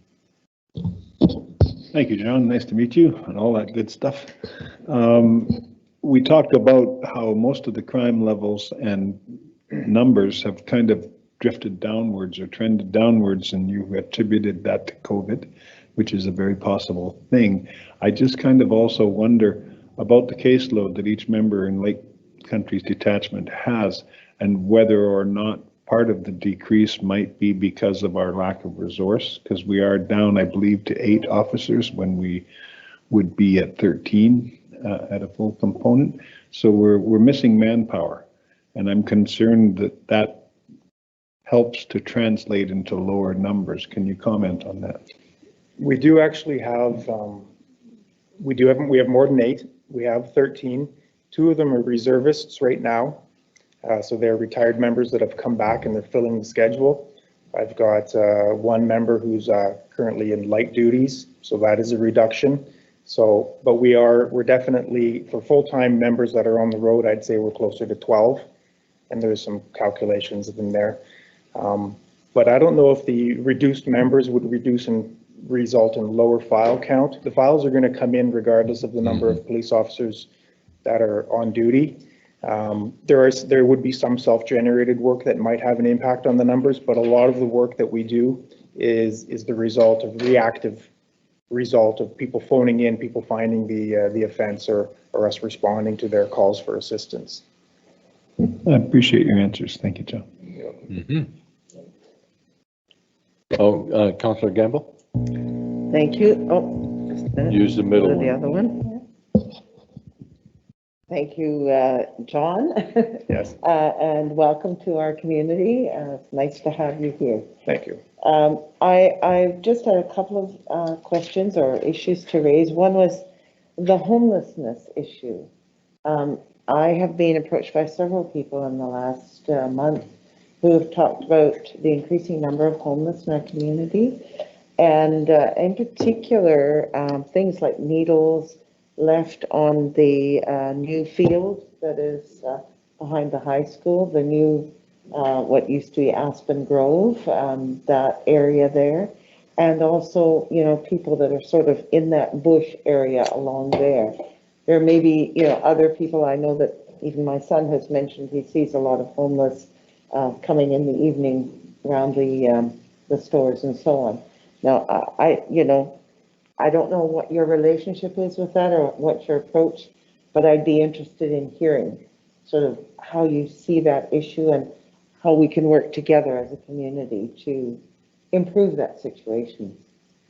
Sure. Well, obviously, we're sandwiched between two larger communities, Vernon and Kelowna. They offer a multitude of services for a variety of the clients in their city. Lake Country, I think up until now, has been outside of that scope of responsibility and has avoided probably bringing some of that clientele into the community. As the communities decrease in size, so to speak, because it's so much easier to travel, and this highway is just a thoroughfare, there's time when they're going to come here. And I think we've been very fortunate from the time that I've been here. I'm still learning about Lake Country and what the file count, et cetera, is, but from my travels around the province in different sections, from my perspective, Lake Country is very fortunate. When I look at the volume of people that you have here, the population, and the file count that you have, I'm actually surprised. I've worked in much smaller communities that have much higher file counts, much more violent crime, and much more police resource dedicated to policing. I was speaking to Mr. DeFay earlier. We worked in Williams Lake at the same time. And the population of Williams Lake, I would have said, is probably, for the Williams Lake proper, would have been smaller than Lake Country, but their file count, we were by far way more busy, 24 hours a day. Lake Country is a little gem of quiet policing right now. There you go.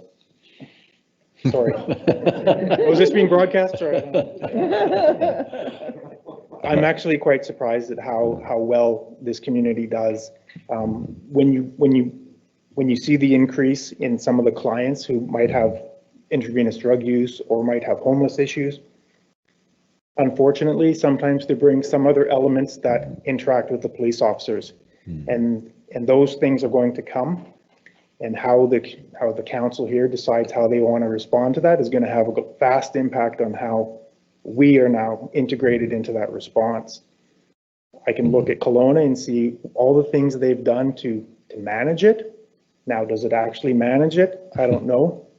You can look at Vernon, they have lots of resources. You even look at West Kelowna, who has transitioned through many similar phases as to what Lake Country is going to go through. And I've seen, because I've been in Kelowna for the last 5 years, I've seen their file count, their homeless issue grow and grow and grow to the point where I think they're becoming overwhelmed by it maybe. The more compassionate, and I'm not sure if that's the right term, that they are, it invites and welcomes. There has to be responsible management and assistance. Right now, you have a very good scenario, and going forward, We'll keep it that way. Yeah, it's your community, and I will do my best to help you. But I would say that the reason why you have less and a smaller file count is because there are less reasons for them to settle down here. They have so many resources to the north and to the south, Vernon and Kelowna. The reason I raise this is that I was told that, and it may have been several months ago before you got here, that one person told me that they had called the police because there were homeless, appeared to be homeless people, you know, kind of acting out or on their property or adjacent to their property. Yes. And when they did call, they were basically told that there was nothing they could do. And I just raised that because I'm looking for some clarity on that. I want to make sure that we do respond to these issues. I don't know how you deal with them, but I mean, you want to be able to feel safe in your community. Absolutely. Right, as a resident. So anytime a citizen, anybody phones into the police, it's going to be routed through either a communication center, which is sometimes out of the district office. or it might come to our detachment, depending on the time of day. How an individual takes the information, I can't speak to the case, the scenario. In general, I would say that we are going to make sure that we can provide safety and security, whether it's to the member of the public or to whomever they're reporting. That is our primary concern.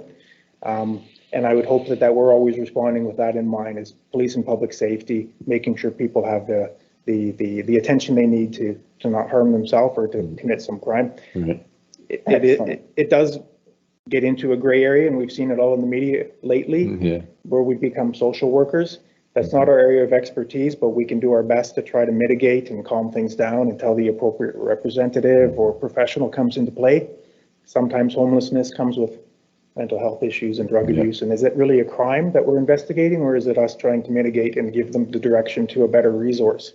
So exactly, and I know that we did have an incident several months back where the mental health team was called in from Kelowna and resolved the issue in a very positive way. Yes. And great teamwork, you know, when we can use those resources. Yeah, we'll call upon Kelowna frequently as best we can. I know they've got their own mandate and they've got their geographic boundaries, but they do assist. Part of the benefits of having the regional detachment is I will call on them and they'll come out. So we take advantage of that. So I have to also mention one other thing. We have had in our community a school liaison officer for a number of years. That was discontinued about 3 years ago, much to our chagrin. And we have, been working very hard to get enough police officers back in the community so that we can provide that service in our schools. I have talked to some of the students, and they do tell me that the police, when we were in session in school, did come on a regular basis, but not as a school liaison, a different relationship to what I'm talking about, not sort of reactive, not proactive. And of course you have to do that, but we're also looking for the proactive approach. Yep, absolutely. I understand prior to my arrival that council supported and funded extra bodies, and that's very good. And I will work with what the council wants to do here. I'm not opposed to proceeding in the direction that council says this is what our community wants.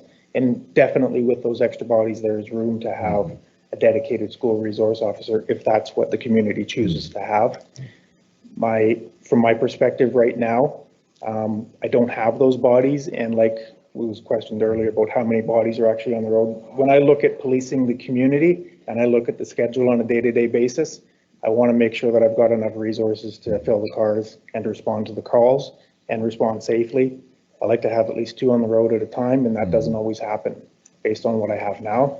If I pull a body out, it reduces every time I remove a body from that schedule, whether it's for training or they're sick or they're taking a holiday, I'm backfilling or I'm trying to adjust, and it's a constant reassessment and readjustment of those bodies. So the additional bodies will definitely make that possible, and if that's the direction council would like to go, I will help that happen. Until those bodies come into place, I actually just had I shared an email with the 4 principals today. I emailed them all just to introduce myself and to ensure that they knew that our resources, the detachment, was available to be present for whatever they want. And my plan is to assign 1 or 2 police officers to each school, that they will be there as that liaison going forward, whatever they want to use them for, whether it's presentations or the Very good, thank you. Councillor McKenzie. Thank you again, Mr. Mayor, and thanks, John. Just a couple things. I liked your answer on the homeless thing. We've recruited a retired addiction counselor to come in and educate us with that issue. Even though we don't think that it's here, it still is here, and we know that eventually we're going to need to deal with that. So I liked your answer on that. So one thing that we have been talking about as well is our coverage of bylaw, and usually they end earlier in the evening, and we always seem to have issues where they're not working and we could use some bylaw coverage. So I'm just curious your thoughts on, as far as manpower goes, how much effort is it if we need bylaw stuff? If you can see there's an infraction, we get called in, is that something there that you have time with, or is that something you feel? I'm just curious your thoughts are. I would say we definitely have the ability to respond. I've actually had some communications with the detachment about this topic recently. I was on the District of Lake Country website and I pulled the bylaws off and I PDF'd them and I shared them with my members. I'm sure they're all aware of them already, but we'll enforce the provincial, the municipal, the district, the federal, all the pieces of legislation fall under our purview. And I've had conversations with Albertine as well. She's welcome to call on us anytime. We will assist her, we'll back her up, we will respond. If she's not on duty, the members will respond and enforce or educate or do whatever they need to do to enforce the bylaw. Great, thank you. Councillor Reid. Thank you, Mr. Mayor, and welcome. Can I just kind of leap on that one about the bylaw? I have 3 questions about the bylaw. Would it be possible in the next set of statistics to get some status as to how many bylaw complaints you received as a detachment after hours and how many you were able to respond to? Because obviously there are other priorities, but I think it would be useful for us to see just the volume of calls that come through after bylaw is finished and how the ability of the detachment to respond to it. I think that would help inform some decisions on manpower as well. Okay. Is that something that you feel is reasonable request or is possible given the system? Yep, absolutely. Okay. I don't have a pen with me, but if something, I think somebody's going to email that request to me.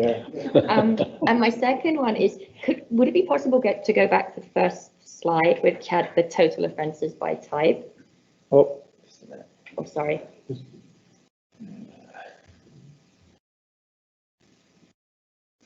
I'll bring it back to that. That's it. That's one. This one here. I just wanted to kind of sense check I was understanding it, because a lot of the time we've been mentioning, the things that have dropped because of COVID, but if I'm understanding it, we've actually had our second busiest half year in the last 4 years. So I just thinking in some terms of some of how we've been discussing it, if I'm understanding that correctly, we haven't really seen a drop we've seen a drop from last year, but we haven't seen a drop over a period of time. That's true. Yeah. Right. Okay. In that I can't speak to the previous years specifically. But I just think that's worth us as council just seeing that we are still being consistent. Yes. The trend is still relatively I would say that's accurate. Yeah. And Lake Country is a growing community. Again, I'm surprised at how well things go here for policing. And I just in context with the homeless situation, and if you haven't, and maybe you've already reached out to them, but Lake Country Health Planning have a lot of contact with that community, and I know they would be a good resource to kind of reach out to them. They're just down the road from you. But excellent. What was it? Lake Country Health Planning. Health Planning. Yeah. Okay. And my final question would be, coming new into detachment, I know you've been here 4 months, but what do you see as the 3 priorities for the detachment in the next sort of 18 to 24 months? Well, with the understanding that council has approved 5 additional bodies, that'll be a big part of the growth. So I want to make sure that those bodies are resourced appropriately and that we take advantage of that ability to not always be reactive, but proactive. Mm-hmm. So the implementation in the introduction of those bodies into the detachment. Crime reduction as a whole is always an easy one to address as a priority and a goal. So obviously that'll be something that we try to achieve, and that probably can be broken down into the various crime types, whether it's traffic safety or domestic violence or property crime or whatever you want to pursue. So always a goal of a police officer is to see that we can maybe provide better education or direct our resources to where the community needs it to ensure that we're appropriately using the tax dollars. Lastly, I wasn't prepared for this question, so off the top of my head, the 3rd priority, I guess, would be, I don't know, community engagement, just to make sure that I'm listening and that the community is appropriately coming to us with their needs so that we can respond appropriately. If I'm in a silo on my own over there, doing my own thing, it's difficult for me to know what it is council's wishes are, what direction they want to go. So I'm happy to be here. I'm happy to take your questions. And I think that would be the third thing, is just to make sure that the communication's open so that I can address what it is you're looking for. Well, we've got a great communications team and a great bylaw team here, so I think that's really pleasing to hear. Thank you. Good. Yep, thank you. Councillor Ara. Thank you, Mr. Mayor, and another welcome. Thank you. I think you've provided some great input tonight, and you know, you've reduced my questions to just about zero because you've answered everything. And the community policing thing is what I've always been chasing, and I know that in your discussions with Mr. DeFeo there as well, he's indicated that you're a community-minded guy. So I'm really looking forward to, you know, the different initiatives that we can do.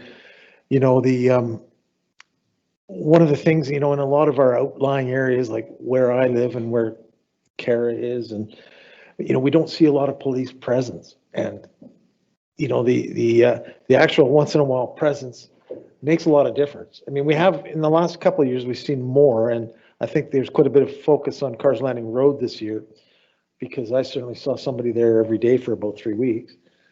But there's other places in the community that need that attention. You know, particularly in my community, it's a different kind of speeding. It's a different kind of endangerment. We have very short driveways, lots of people. There's not a lot of speeding in the day because there's a lot of friction from parking and people at the beach, that sort of thing. But in the evening, it's a road race place, and then they find out that there's a speed bump and they hit that and crash and do that sort of thing. But there's quite a bit of dangerous driving throughout all these other areas, and we need some community attention paid to them.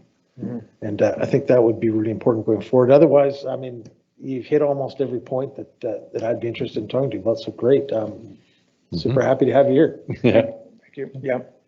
Specific areas of the community, those are, I can encourage the members to get out and patrol. If there are specific areas, let me know through whatever channels are available, because it's easy enough for me to send reminders. But if I don't remind, sometimes they will get back into their routine of what they know. Thank you. Councillor Gamble had a... Well, just an ending comment. I have to say that when you talked about that community engagement, my ears just perked right up. Like, that is so important to this community in particular. We're the kind of community that loves that kind of thing. And I think, you know, you make contacts, you find out what's going on, you keep in touch. It's just grassroots stuff, but it works. Good. So thanks. We sort of have rotating command here because they do such a good job, they get promoted out of here.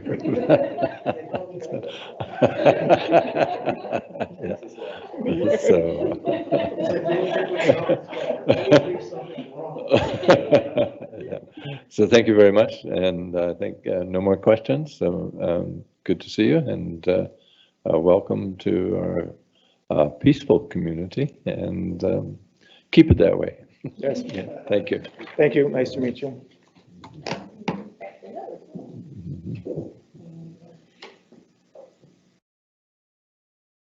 Good to see you brought back. Always traveling too. All right. Good evening. Thank you. Who's up? Drainage study. Oh, Scott, you're doing that. That's part of roads, I guess. Part of the road. Yeah. So I'm going to leave this off unless we get to a point where we need the picture that's in the report. But good evening, Mayor and Council. My name is Scott Unser. I'm the Public Works Manager with the district. I'm before you this evening with a request for council decision regarding a proposed drainage study. Stormwater drainage system in Okanagan Center area is not performing to the required standard. This area has seen significant development in recent years, resulting in the district inheriting multiple drainage systems that have shown to be performing inadequately over the past few years. During significant storm events, the southern section of Okanagan Center Road West is experiencing damage caused by the discharge of the stormwater drainage system that serves the southeastern area of Okanagan Center. Key question is, should the district fund a study to analyze the system and identify areas of possible improvement? The preferred staff option is A, that a drainage study for the southern section of Okanagan Centre be approved and that the 2020 financial plan be amended to include $50,000 allocated from the road reserve fund to fund the project. Okay, thank you, Todd. Question or moving? No, I'm moving it. Blair? Okay, Moving. I'll second it. okay. Councillor Gamble? Oh, question? No, Councillor Koza. We've got to hear from him. He speaks. Thank you, Mr. Mayor. No, when I did read this, I had one underlying question, and it appears to me that when I look at the little map there, 20 to 25 years ago, most of those homes weren't there. A large company came in and developed all of this land, and now we're putting in $50,000 for a drainage study, and I just wanted to put that question out there as to how did we come to this point? Why do we have to put in $50,000 for something that's been developed over the last 20 years? And there probably is no answer to it, but this is the type of things that we are left with, and this is the type of thing that I keep bringing up with it in Woodsdale Flats, that the developers will come in, the developers will develop, and the developers will be gone, and we'll be left holding the bag. Where's the money coming from? Is this any development money or grants or? No, the money's coming from the road reserve fund. Road reserve. So, Councillor Gamble? I think I'm sorry. just to comment on. Your mic's not working. You Turn it off. shouldn't. You turned it off. There it is, thanks. You broke his neck.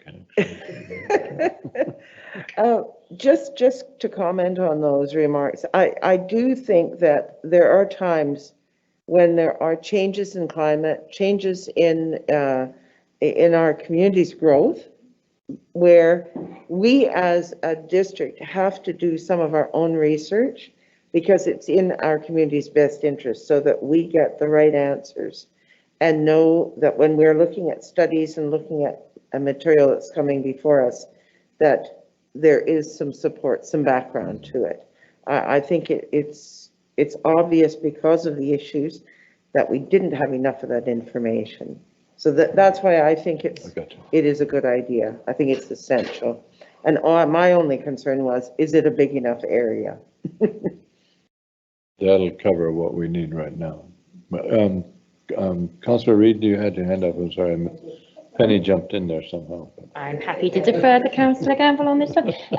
Thank you very much. Thank you, Scott. I kind of echo Councillor Kova's comments because I just want to clarify. This was the one we had the strategy session on when Director Salmon presented on the Okanagan Centre drainage issues. Is that correct? Yes, that's correct. Okay, I just want to make sure I'm remembering the correct strategy session. And there was, issues with that road that were caused by the developer, or certainly caused by water running off the development. So I thought there was a recommendation that we approach the developer or the developer contributes in some way to that drainage work. That was for a fix-up, wasn't it? Oh, was it for a fix-up? Okay, it wasn't for the. I think it was. There's some ongoing work happening to the north of this section. Right. That the developer is still coming up with plans for the district to approve. Okay, yeah. Okay, that's where it was in my head. Thank you very much, yeah. So I think the points are well made by Councillor Koza, and it's something we definitely maybe need to consider as some sort of way to come back and address these issues with the developer after, a reasonable period of time. 2 years seems to be quite a short period of time. Maybe we need to have provision for a 5 or a 10-year review and see exactly the impact as these things are built over phases. But I would be happy to support the recommendation. Okay, thank you. Councillor Ireland. Thank you very much. I somewhat agree with what Councillor Kozub had to say. At the end of the day, what Councillor Gamble said is more of the truth. And we all sat around this table in a session over a year ago, realizing that a lot of our drainage plans and things don't suit the current climate change issues. And that the way we get people to construct things isn't suiting the new weather patterns. Well, the new reality, that's a good way to put it. So, you know, at some point, we have to be cognizant of the fact there's going to be more development, there's going to be more things happen, and we need to be able to make them, because they're doing more stuff. There's quite a bit more drainage to be done. So if we get out there and take the steps to make sure that it gets done right, then we can make them do it right. So, you know, we're spending a little bit of money here to avoid having to spend a lot of money down the road. And whilst it is annoying that it's because of development's impossible to stop. So, you know, and it's partly, you know, it's partly their fault, it's partly our fault. It's partly our fault because we didn't foresee the climate change issues. We didn't foresee having to have this kind of drainage and these kind of problems. So, you know, there's just a lot of factors. So it's pretty hard to cast blame, but I think that we're doing the right thing to get on top of it so that we can make the developer in the future, because let's not forget that there's a lot of drainage work to be done still.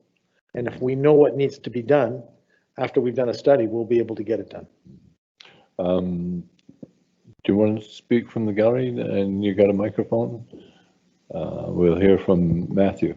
Yeah, good evening, Your Worship, members of council. I think it's important to note as well that this study isn't only to address some of the historic issues that we're facing, but also to make sure that we've got a way forward as well. So as the development grows, we actually have our own plan for this area, and we're not relying on plans of others, as we have done in the past. So yes, it is to address some historic issues that we've inherited, but also to make sure we've got a clear and defined way forward as well, to prevent any further issues. Thank you. Thank you, Matthew. All right, the question, those in favor? Opposed? Motion carries.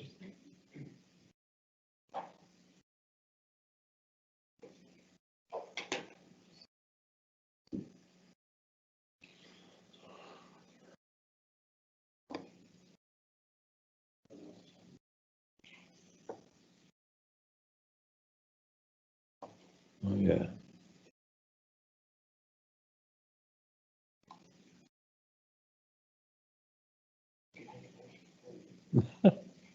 Yeah, we're all in favor of it.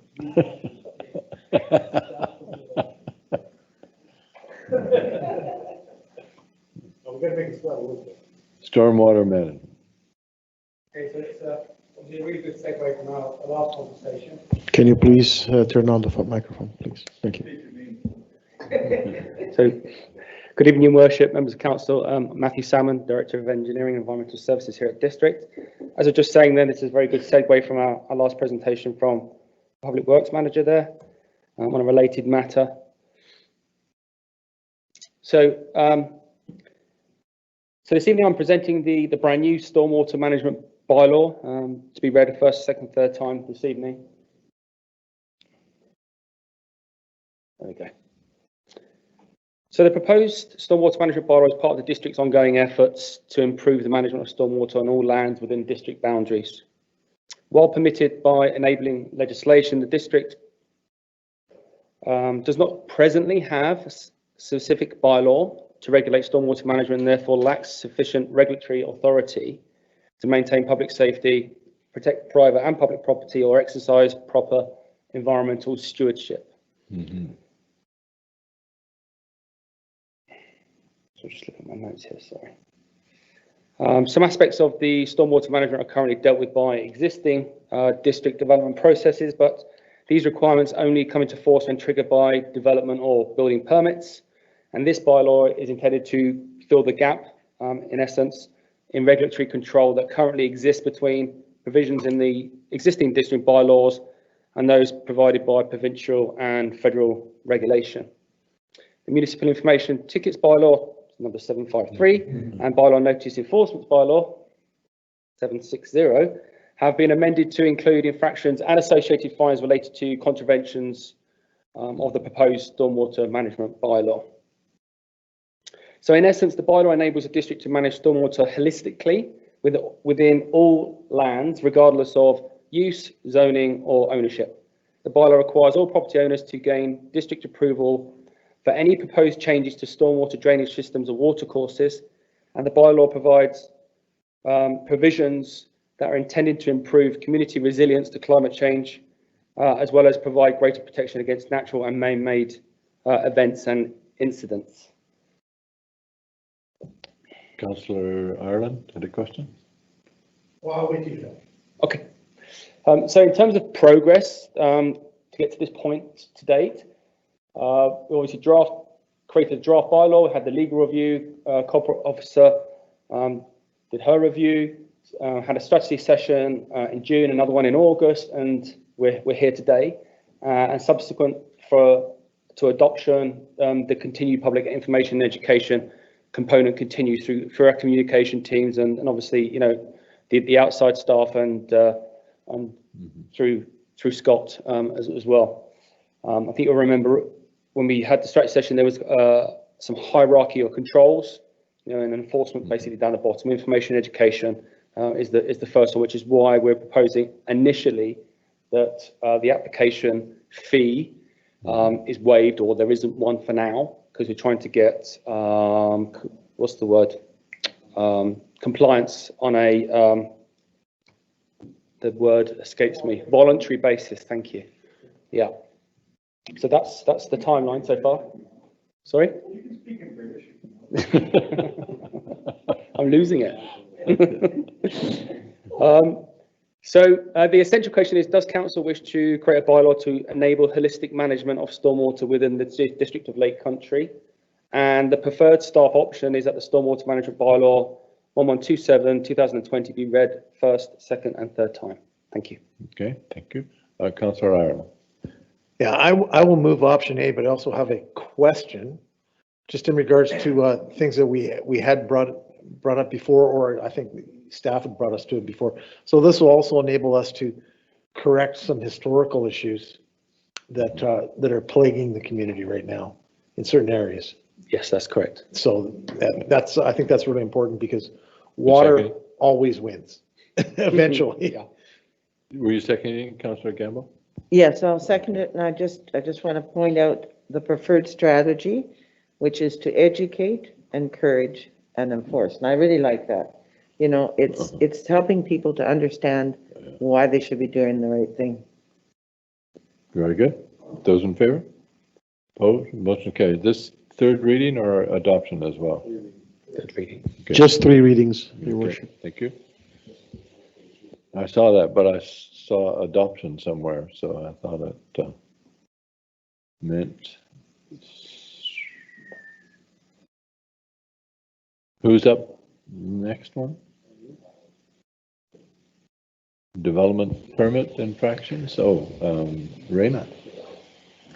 Thank you, Your Worship. Can you hear me through this microphone? All right? Yeah. The first item I have before council is the ability for staff to enforce development permit infractions. So currently we do not have this ability under our bylaws. We had investigated it in 2012 and we were told that we weren't able to. Since that time, we've investigated again and come back with a better answer that we are able to enforce development permit infractions, which is excellent. We get lots of bylaw contravention calls on people that are working in development permit areas without a permit. And this will allow us to follow in Matthew's footsteps of educating, encouraging, and then enforcing by having bylaw enforcement tickets for Good. development permits. All right. Councillor Scarrow, Councillor Ireland, and more discussion. Those in favor? Opposed? Motion carries. Right, sailing right along. Next one up. This bylaw is the actual bylaw that will put in place the fines for both the DP infractions and for the previous bylaw for the stormwater infractions. So this amends our MTI and bylaw notice for the fine amounts. Okay, Councillor Reid, and you want Question. Discussion? Or you're moving it? No, a quick question. Okay. Would it be possible to explain the difference between when you would use an MTI and when you would use the bylaw infraction? Because I noticed that they cover the same topic, but one has a cap of 500 and one is 1,000. So do you apply both at the same time, or is there a decision as to which one gets applied? Absolutely, and thank you for the question. So MTI tickets have been in place in municipalities for quite some time. The only way to enforce an MTI if someone is not going to pay is to go to the provincial courts. So if they're not paying, the dispute process is they could dispute it, and then you have to go to court, which is quite a lengthy and expensive process. The bylaw notice enforcement was put in more recently than MTIs, and those are disputed through a local adjudication through the, we have the Southern Interior adjudication. So the ticket amount is less for bylaw notice enforcements as for MTIs, and that's set out in legislation. MTI is a maximum of 1,000. Bylaw notice is a $500 fine. So we start out with bylaw notice infractions. Well, we start out with education encouragement, then a fine, and then if they dispute that fine, that goes to the adjudication process, and that's held in the city of Kelowna once a month. If they're still not complying, if we're still not getting anywhere with those tickets, we would elevate it to an MTI ticket, and then that's a higher fine amount. And then eventually, and of course with council direction, that's when we would move to the court system. And then as per our previous email discussion, that's where the clause is set out in there where the maximum penalty is $50,000. So you follow that process, and if the court's convicted on that contravention, then the maximum fine amount as set out in the bylaw would be $50,000. And that was just recently increased from 10,000 to 50,000, which is a good thing for municipalities. Thank you. Appreciate Need a mover and a seconder. I'll move. Councillor Ireland and Councillor Gamble. And no more discussion. Those in favor? Those in favor? Opposed? Motion carries. Thank you. Next one up. Creekside Theatre fees, you're doing that too? That's me again, yes. Thank you, Your Worship. So this is a request for us to try and help out the community some more. So I'm sure everyone is. Makes eminent sense. Yes, so we're asking to reduce Councillor the Scarrow. Councillor McKenzie. Ryan standing by, you're Any not needed further anymore. discussion? Thanks, Ryan. Those in favor? Motion carries. Yeah. Thanks, Raina. That was good presentation. All right. Councillor procedure bylaw, you're doing that as well? I am, Okay. yes. Really quickly, this is just to make sure we don't need a quorum to have an electronic meeting. That's the amendment. Yes, Councillor Scarrow, Councillor Ireland, those in favor? Motion carries. Thank you. Next one up. Fees amendment bylaw. The fees amendment bylaw, this is a miscellaneous fees amendment bylaw. There's lots of little ones. I'm happy to go through them each, or if council has any questions specifically about them. You've all seen them all. Councillor Scarrow, Councillor McKenzie, those in favor? Opposed? Motion carries. Thank you. And tax exemption bylaw. We got heavy hitters here. Good evening, Richard. Let's see.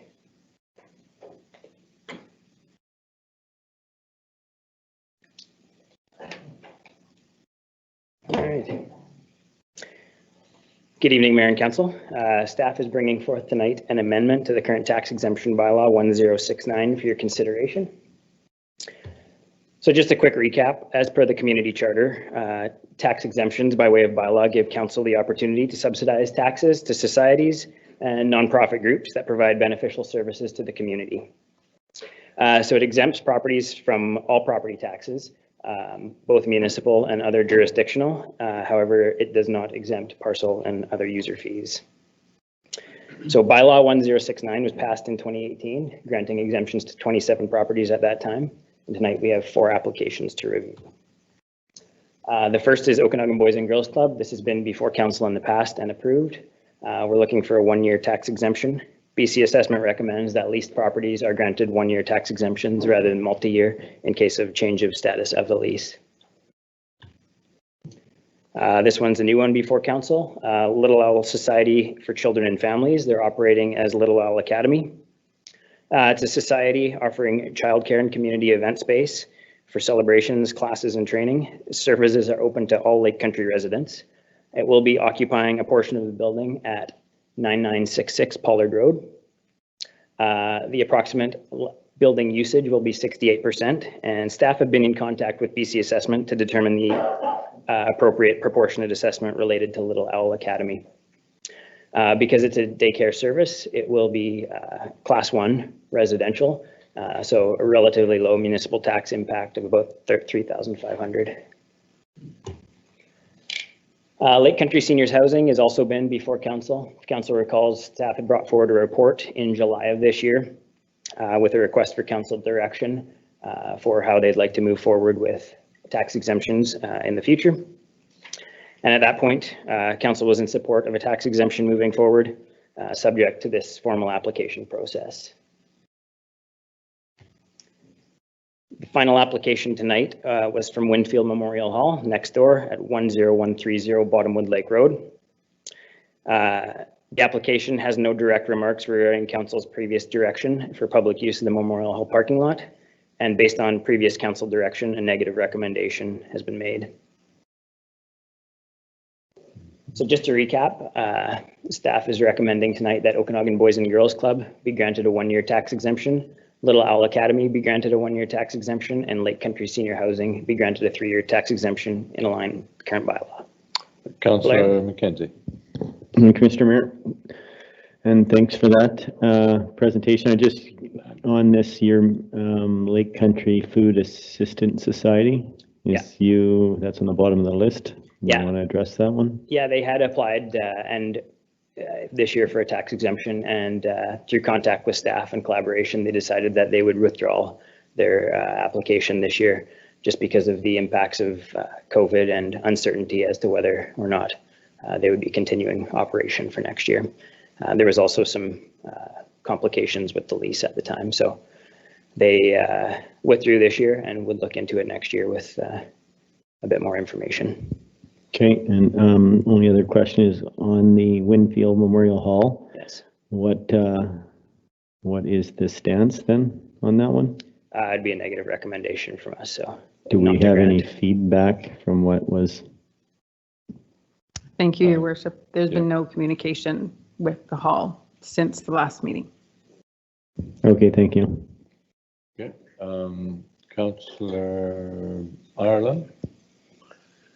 Thank you, Mr. Mayor. I'd be preferred to move the staff option A, but I'd just like to ask a question about the daycare facility. Do we exempt other daycare facilities throughout the community? We don't exempt ones that are run for business purposes. This one is a society nonprofit. Okay, great. Thank you. Right. Any Councillor Reid? Thank you, Mr. Mayor. Thank you for the presentation.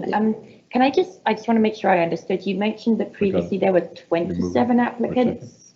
Yeah, so on our bylaw 1069, it's a 5-year bylaw. So that's still currently active. This is just amending for a small portion of them. Correct, Okay, yeah. thank you. I appreciate the clarification.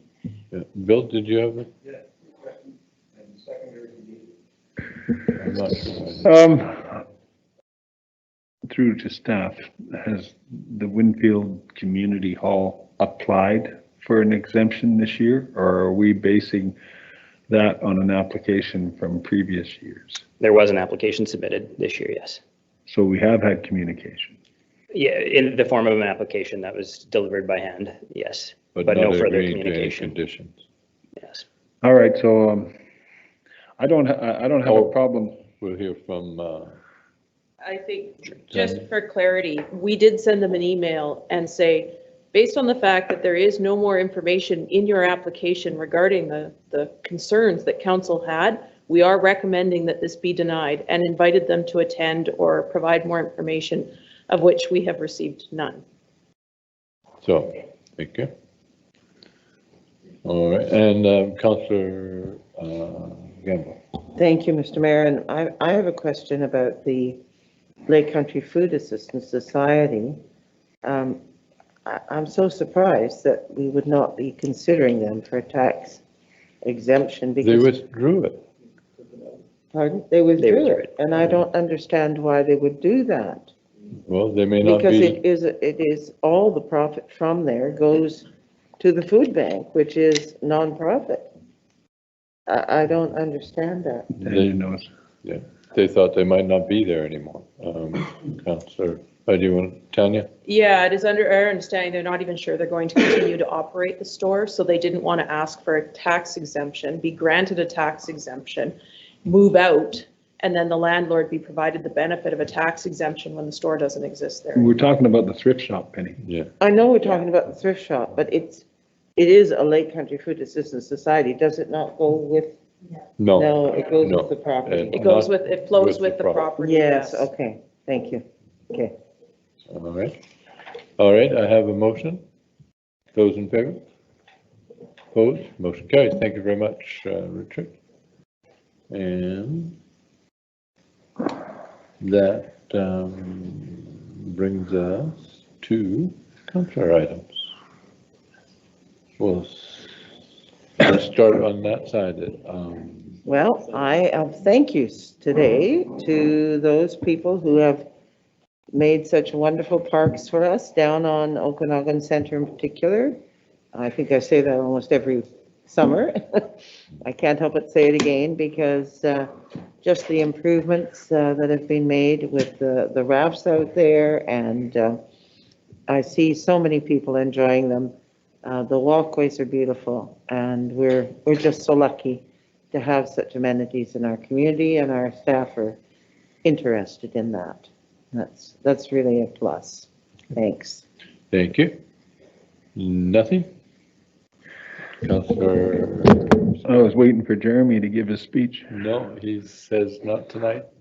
Anyway, you know, a lot of times we spend time thanking staff and we spend time thanking the public for different things. I would just like to spend a minute to thank this particular council. Tonight's been a difficult night, and we've come to some conclusions, and I hope we can wrap up the last issue before we leave tonight after this meeting.